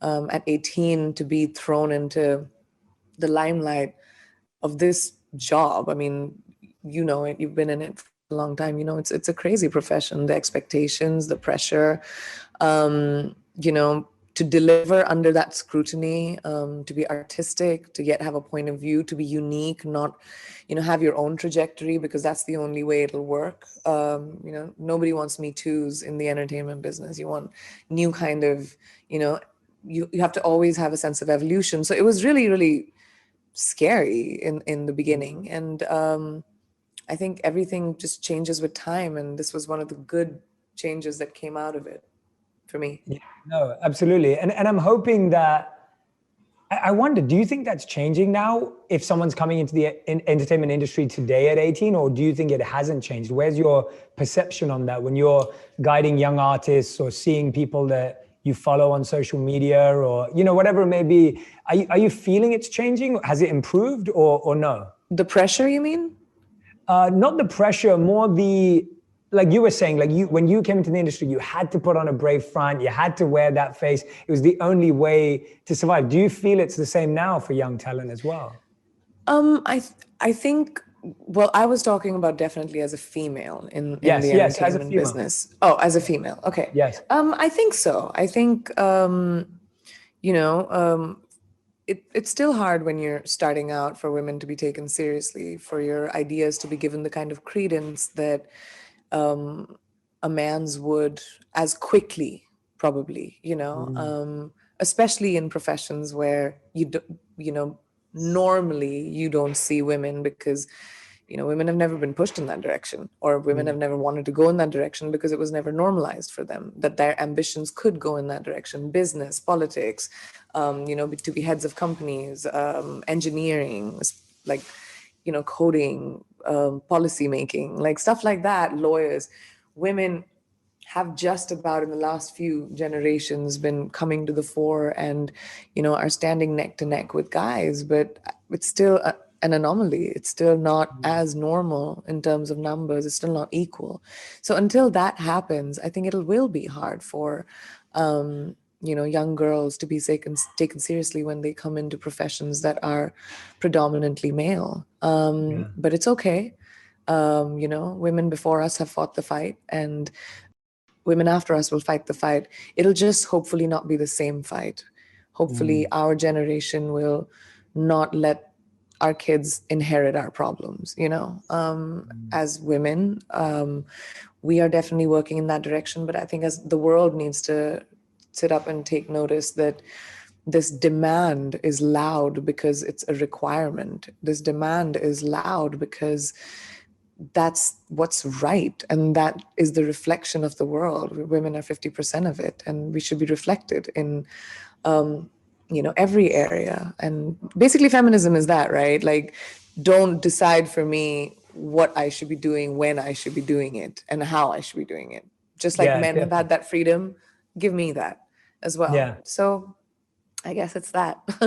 Sorry, we deviate completely. No, you're not deviating at all. It's a strong message, and I stand by it. So it's a great message, and it's really interesting where male privilege is a really interesting thing to reflect on. I remember when I first started reflecting on it, it was even really a few years back, and I feel very much I was raised by my mom, and I have a younger sister, so I'm very close to the women in my life. But it started to strike me in a crazy way that I grew up having had certain dreams of becoming something that my sister couldn't have had.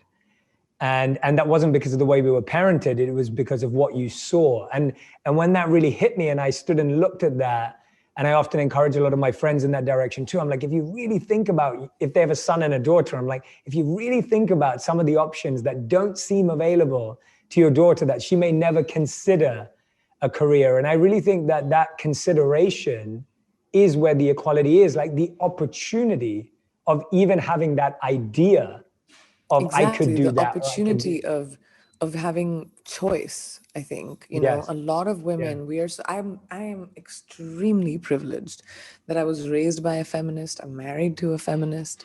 I'm extremely privileged that my parents, which is why I brought up parenting earlier.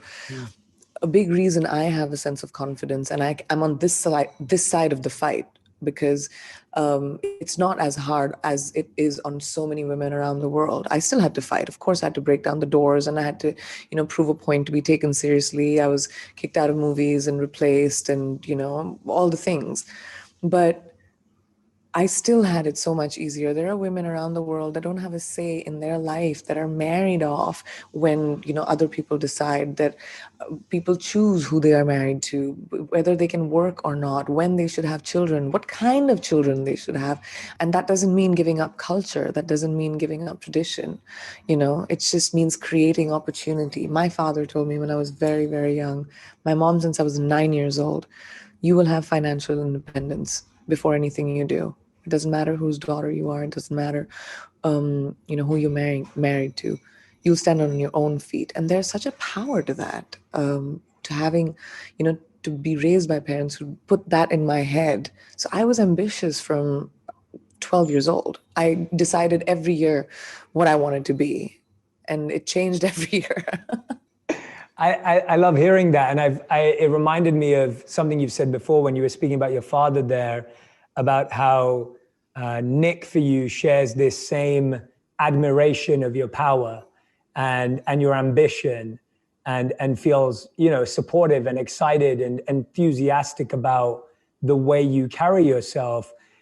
Tell us a bit about how, I feel like that's such an important thing for both them, anyone in a relationship, to feel like their partner is inspired by their values, their beliefs, and their dreams. What has it felt like in the past where you feel like you haven't had that? And if someone who's listening or watching is feeling like maybe I don't have that, how do you think someone can navigate that, or to ultimately attract the partner that does have that? What's that journey like? Because I think a lot of people feel like they're with someone who may not understand or get their dreams, especially when they're starting out. Then it's the wrong person for you. And if you have the, especially if you're starting out and, you know, you're testing the waters, and I think it's so crucial, if you have a choice in your life, to end up with someone who is not like enthused by your dreams, is at least interested in them, is at least excited about them, or, you know, is at least encouraging. Like that's exciting. Because, you know, everyone's busy and everyone has a thing in their lives, but to make the effort to make the effort to make you feel like your dreams are as important as the other one is such a gift. And I have been very blessed to have that. You know, I find wherever you are in your relationship, obviously you and Nick lead extremely busy lives. You know, my wife and I lead busy lives. And I feel even if someone's not in the entertainment industry or the media industry, everyone feels like they live busy lives. What does support look like when two people are busy, driven, and ambitious? Because you obviously have it, you're speaking about it right now, and it's beautiful. What does that actually look like in a real practical sense? Obviously, the last 6 months or the last 12 months have been different. But in reality, what does that look like? Because I feel that maybe sometimes we have false expectations. Sometimes you want, you know, it's not natural that you can be at every show Nick does. It's not natural for him to be at every set you're doing. Same with me and my wife. Like, my wife can't be at every event I'm speaking at. I can't be at every interview or something she's doing. What does support look like? What does love look like in a very real, practical sense? I think when it comes to support specifically, I think giving the other person the space to do what they're doing is very important, without, you know, them feeling like, oh my, like, for example, I'm here in London for a year right now, and Nick is filming in LA. And I can't travel. But before the holidays, he made sure he was here for 2 months to settle me in, you know, to make sure that the house was all set up and everything was sorted, and we were together for the holidays. That's because he was free at the end of the month. and that support. It doesn't have to be large. It doesn't have to be, a big expression of, I don't know, love or big gifts. It's not. It's about giving space. It's about giving freedom. It's about appreciation. And I find this one thing really helpful. I always think about when, he's busy or he's having a crazy day, which he does for me as well, which is amazing. And everyone can follow this, and it's super easy. Is to think about, how can I make that person's day easier?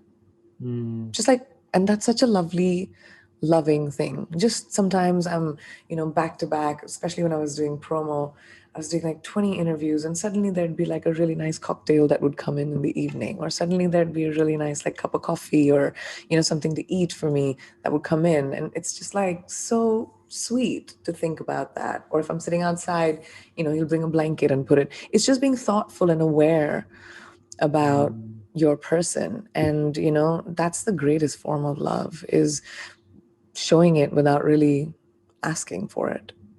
Yeah, that's such a great piece of advice. I love that. You said to be thoughtfully aware. And I think that's so true. And the beautiful thing about everything you just said is that it's free, it's cheap, it's small, it's simple, as in it's accessible. And it's the best gift. Yeah, and it's the best gift. Yeah, when you feel like someone's in tune with you and your emotions and how you feel, how you might be tired, or how you might be sleepy, or how you might be cold, like those small things when you feel someone's aware. And I love that piece of advice. I think it's something that everyone's definitely learned more about in the pandemic, where we're exposed to each other. Tell me a bit about the title Unfinished, because obviously it leads to your determined, ambitious voice, but what other parts of your growth, maybe internally, personally, do you feel you're unfinished on or working on? I mean, so much. I've just about, I'm in my 30s, and this decade has been amazing because I've just, found my strength, I think, as a woman. And what I'm looking forward to going forward is, I'm very nascent in my career in America right now. It's just been 5 years since I've started working here. I just about have done my first leading feature film. I've just about done my first dramatic part here. I want to be able to build, the kind of career that I had the good fortune of building in another amazing industry. In India, I've done such a variety of roles there, worked with the best filmmakers, best actors. I want to be able to have that experience here, so that I'm like, my artistic side, now that I've started on this journey in this part of the world, is peaked to be able to do that as well. As a producer, I want to be able to create a lot more South Asian content in Hollywood. I didn't see enough parts for myself. I didn't see enough of it on TV. And considering how large the South Asian population is around the world, and how English speaking we are, English language entertainment should be reflecting that. So I want to be able to tell stories in India as well, and as here. I want to build as an entrepreneur. It's something I didn't do, up until now, because I was building my acting career so much. So, founding my own brand, investing in tech, I find that really fascinating. My philanthropy, I want to be able to set up my foundation really well. My work with UNICEF. I've just about moved into our new house after almost 10 to 15 years of living in rentals or hotel rooms, because I always just kept moving. I was so nomadic. I'm looking forward to, watching the trees grow in my garden. I love that. Watching trees grow is great. I love that. You're that's brilliant.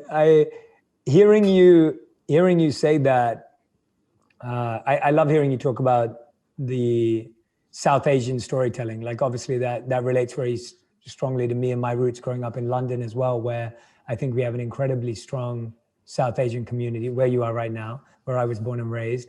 And I definitely felt this Yeah, lack of representation, lack of the ability to dream, Lack of opportunity. lack of opportunity to dream in a certain way. And my career has been totally random, but it's and I'm doing something today that I would never have imagined even knowing it existed. But see, even that, you and I, two South Asians sitting in these boxes and talking about the fact that the careers that we are thriving in, that we have worked so hard to make, was never in our minds, was never a possibility.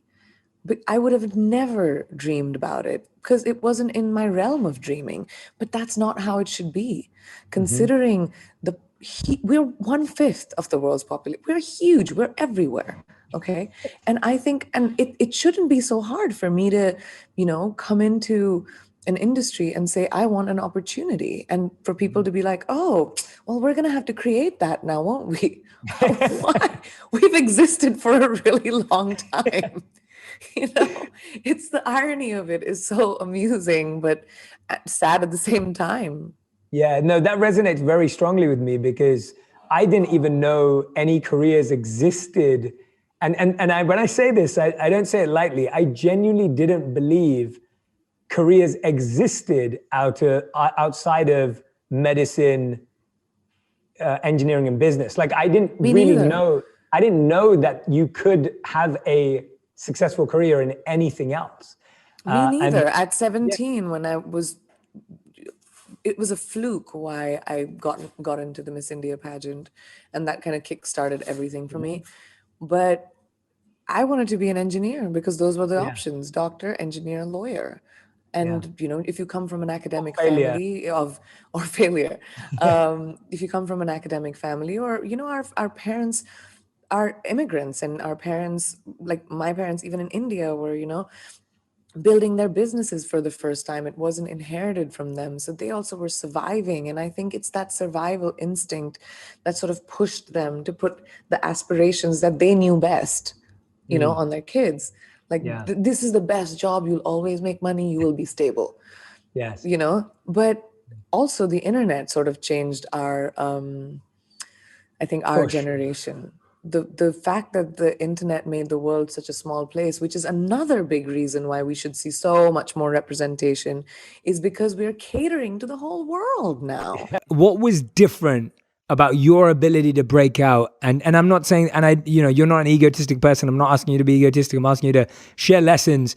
What was different in that you were able to break out and do something that now you're more aligned with who you want to be as the future moves on versus the people that don't make that step? What is the difference? I think it was abandoning any connection to practicality and really living in faith. It really tested my faith. Because the reason I was able to do it is because, and this is with Julie's help, was because I embraced the fact that it was a spiritual journey fundamentally. So yes, I left being a lawyer and I became this ultra endurance athlete and author and podcaster, but it wasn't because when I was a lawyer, I got out my whiteboard and created a wish list, or, basically tried to, create, this is my dream scenario for my life. I just started engaging in what I felt was more aligned with my unique blueprint. And with that, I would start pulling on the threads that would appear every day. And I was tested. It was very difficult. We went through incredible financial dismantling. Like I was tested in every regard you can imagine. People saying I was crazy, all of it, right?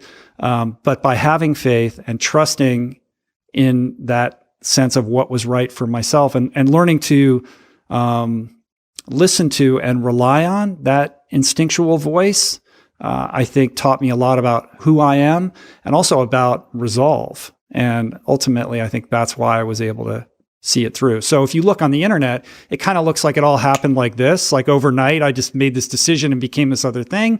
This was like, I've been doing this for, 15 years at this point, and I got sober at 31. It really began when I went to rehab at age 31 and started to reconfigure my life based on spiritual principles. And here I am 22, 23 years later, still learning, still growing, still making mistakes.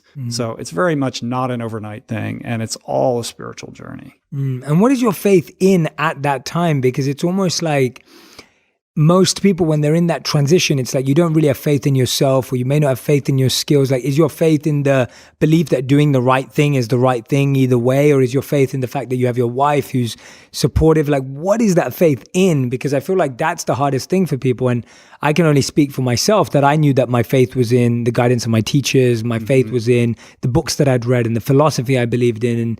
And my faith was in, there's a beautiful, beautiful verse in a text called the Manusmriti, which says that if you protect your purpose protects you. Right. And that was what my faith was in, was that statement. And I was like, I am going to test that statement to its limits.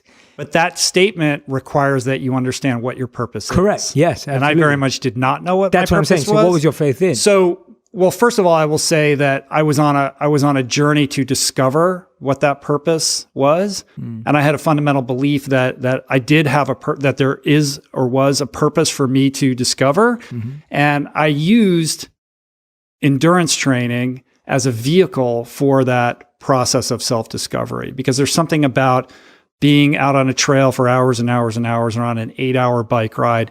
You're stripped of all artifice, and the kind of low-grade suffering that you experience forces you to confront yourself in a very honest way, right? And you meet yourself in a place that you're not used to, and there's a lack of artificiality and artifice in that place where you can be really honest. Like you're wrestling with your soul at the most profound level, I think, and that's what attracted me to this world, and that's what helped me answer all of these questions, getting comfortable in that crucible. But if I had to say what is the philosophical belief that kind of underpins that, I would say that we are here to grow, and we are here to on a journey of greater self-actualization. And the closer we can approximate that place of self-actualization, the better position we are in to express our unique blueprint and purpose in service to other human beings, right? And for me, it's been a process of trying to uncover what that is for me, and then ultimately bring greater expression to that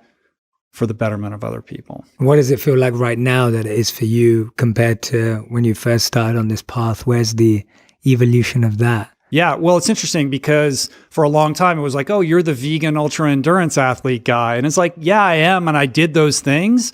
But that's just one expression of who I am. And the podcast, much like your show, has been about trying to continue that growth and to understand that I was able to do those things in the endurance world because I understood that we are all sitting on top of gigantic reservoirs of human potential that remain untapped. And I was able to tap into that aspect of myself in an athletic context and express that. But there are all these other areas of untapped potential in my life and in my friends, people that I meet, everybody's life, right? And I wanted to continue that growth curve and that learning process of tapping into those other areas, spiritually, mentally, emotionally, intellectually, socially, every aspect of what it means to be as self-actualized as we possibly can. And what do we do with that? You've mentioned that a few times now. Like, it's interesting that when you achieve something, your identity becomes crafted around it. So it's almost like you were that healthy vegan dude, and like you did, like, and then I can see that there's a part of you that there's a part of you that's like, but that's not all of me. And I'm more than that. Yeah, I don't want to be defined by that moniker. So how do you process that? Because I think a lot of people struggle with that, whether it's their past failures or their past successes that start to define everything about who they attract in their life, who they spend time with, what opportunities they come their way. I mean, I'll give an example of something that's coming to my mind right now is when we had Kobe Bryant on the show, and Kobe started to talk about how and this was huge for me. He was saying basically no one believed that he could make TV or movies or media because he was a basketball player. They're like, what do you know about this space? And so when he was trying to sell these shows, no one wanted to buy them. And that's why he had to build his own studio. And that's where he was building the studio for Dear Basketball, and he was writing these novels and these books that were then being turned into movies and TV shows and podcasts. So someone like him was totally being pigeonholed and defined. How do you process that for yourself, and how do you help other people process anyone who feels limited by their past failures, but also limited by their past successes? Well, a couple things. Yeah. First of all, that identity or whatever it is that's looming out there is just a story. It's only as powerful as you allow it to be, right? you always have control over that narrative or how strongly you want to be reminded of a certain identity. You can always recraft that. You only have control over your own behaviors and your own thoughts and your own interactions with other human beings. You can't control how other people perceive you. That's none of your business. So if you're unhappy with the story that's being told about you, all you can do is act in contravention of that. You can't control how other people perceive that, but you can control the story you tell yourself about who you are. So it's about becoming, you hear the adage of like, be the movie star in your own movie, of the movie of your life, right? And understand that at any given moment, that these stories are they're drawn out of thin air. They're not real. This is a projection that comes from a collective imagination. So change the story if you don't like it. And if you don't like the story that other people are telling about you, you can mute that and just do your own thing. So when I didn't want to be pigeonholed as the vegan, athlete, I just started a podcast and started talking about other stuff, and then 7 years later, that's still a thing, but I'm known for other things now. Yeah. People will fall into line, based upon your behavior and your actions. Yeah, with your identity the way it is right now, what are you most excited to not be known for, but be acknowledged for what you're doing, like for yourself, not from other people, not for the external validation, but what are you most excited about doing for yourself? Just continuing to learn. I want to be a lifelong learner. And I think that growth curve, always exists, and there's always people out there that you can take valid information and tools from to improve your life.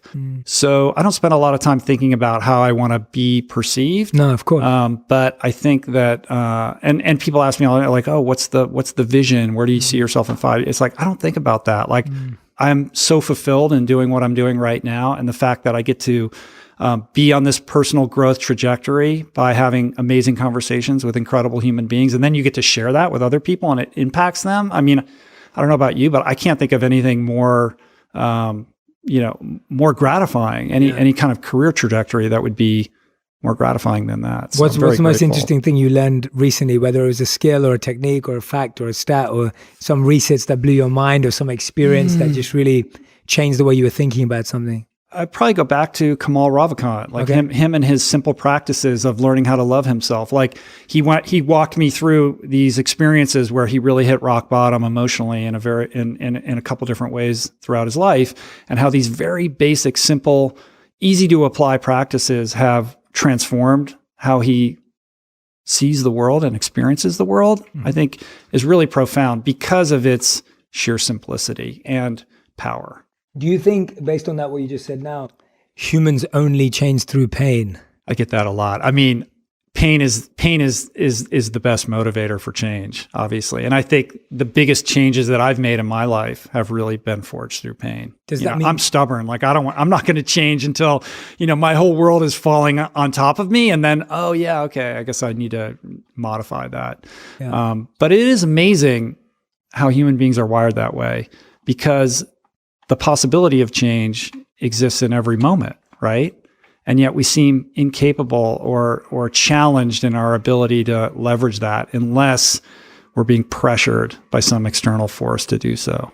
Yeah. If someone's listening or watching right now, but is feeling like they're a safety, secure, stability, motivated individual, and they're like, oh, that's just too much risk for me. It's like, even the spiritual faith, everything you guys are talking about, like that's just, to live in that uncertainty, to live with that much faith, to push to that degree. What are your advice for them? Like, what would you say to that kind of? Well, I would say that security is an illusion. I think people that are focused on security have control issues. They think that they can control the world outside of themselves and their own behavior. And I think that is a vast illusion that is an epidemic in our culture.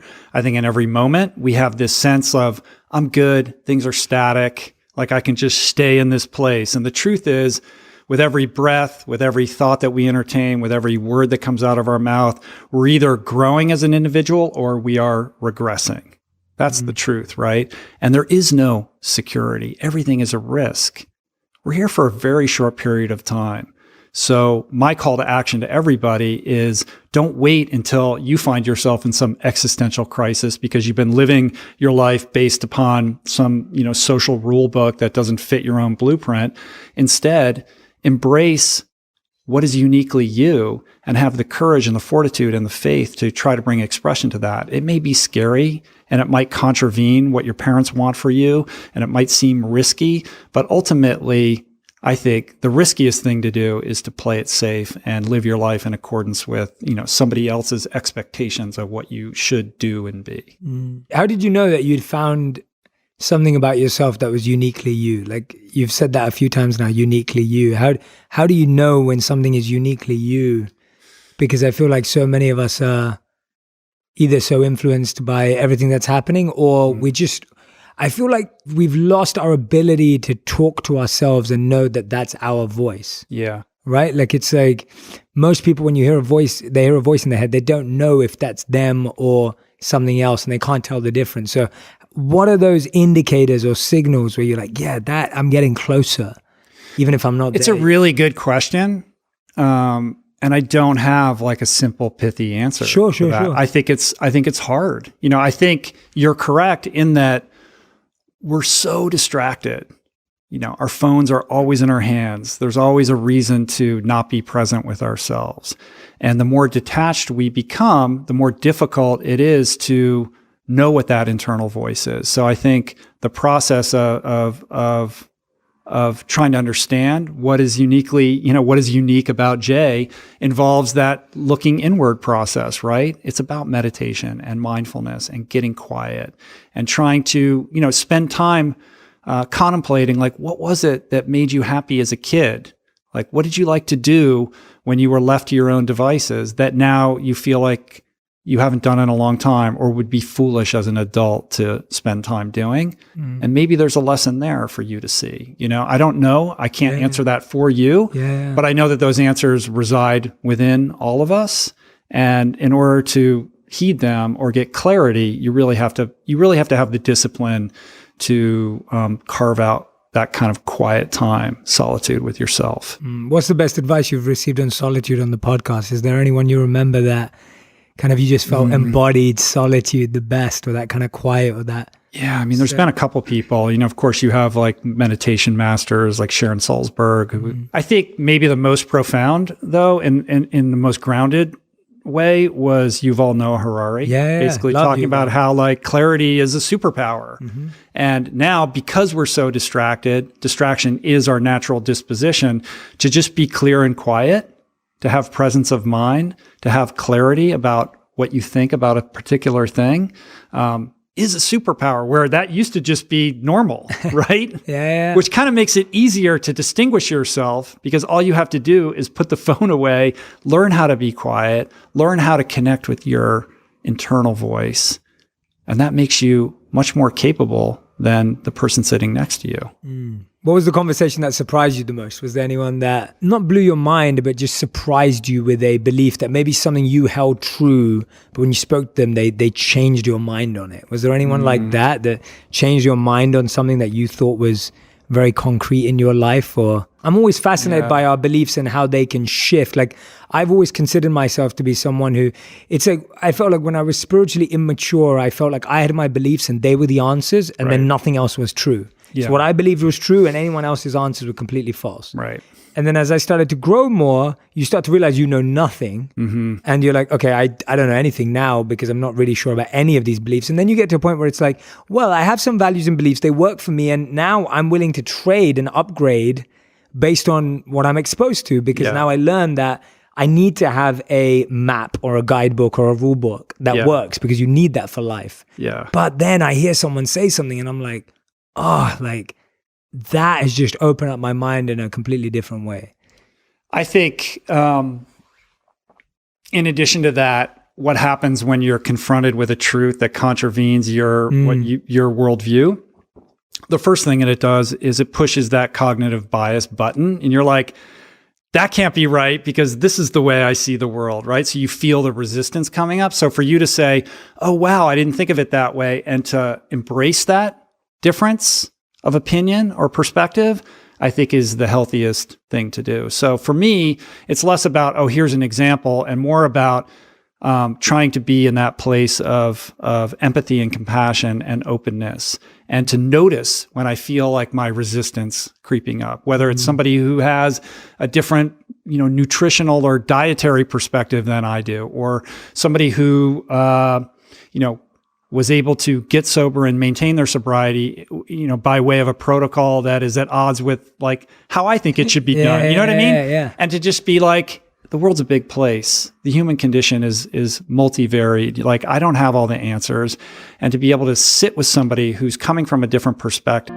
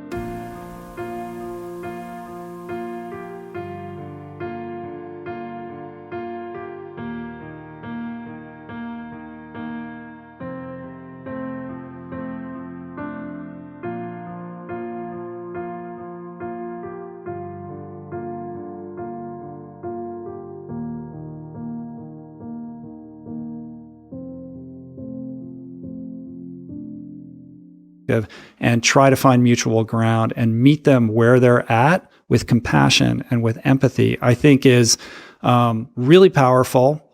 It's something that I'm always endeavoring to do with whatever guests that I have on my show. And I think it's what's sorely lacking in our culture right now. And I think if there's anything that I'm trying to do with my show and the example that I set with how I conduct my conversations is to say, look, if we want to move forward as a healthy culture, as a healthy society, we have to be able to meet each other in our differences with compassion, with understanding. That doesn't mean that we do it with unhealthy boundaries, but we have to be able to have mature conversations about our differences, because this polarization and the separation that we're seeing and the unhealthy siloing of opinions, I think, is really polluting and denigrating our ability to move forward as a healthy society, and is deeply concerning to me. Yeah, I'm so with you on that. I think that's a great answer, because that lack of judgment and openness and just stopping yourself from, like you said, letting your controls creep in, that's probably the hardest thing. Right. Because you've been on a train of thought or a school of thought since you were a kid, and it's built and built and built, and it's got you to somewhere, which is probably okay.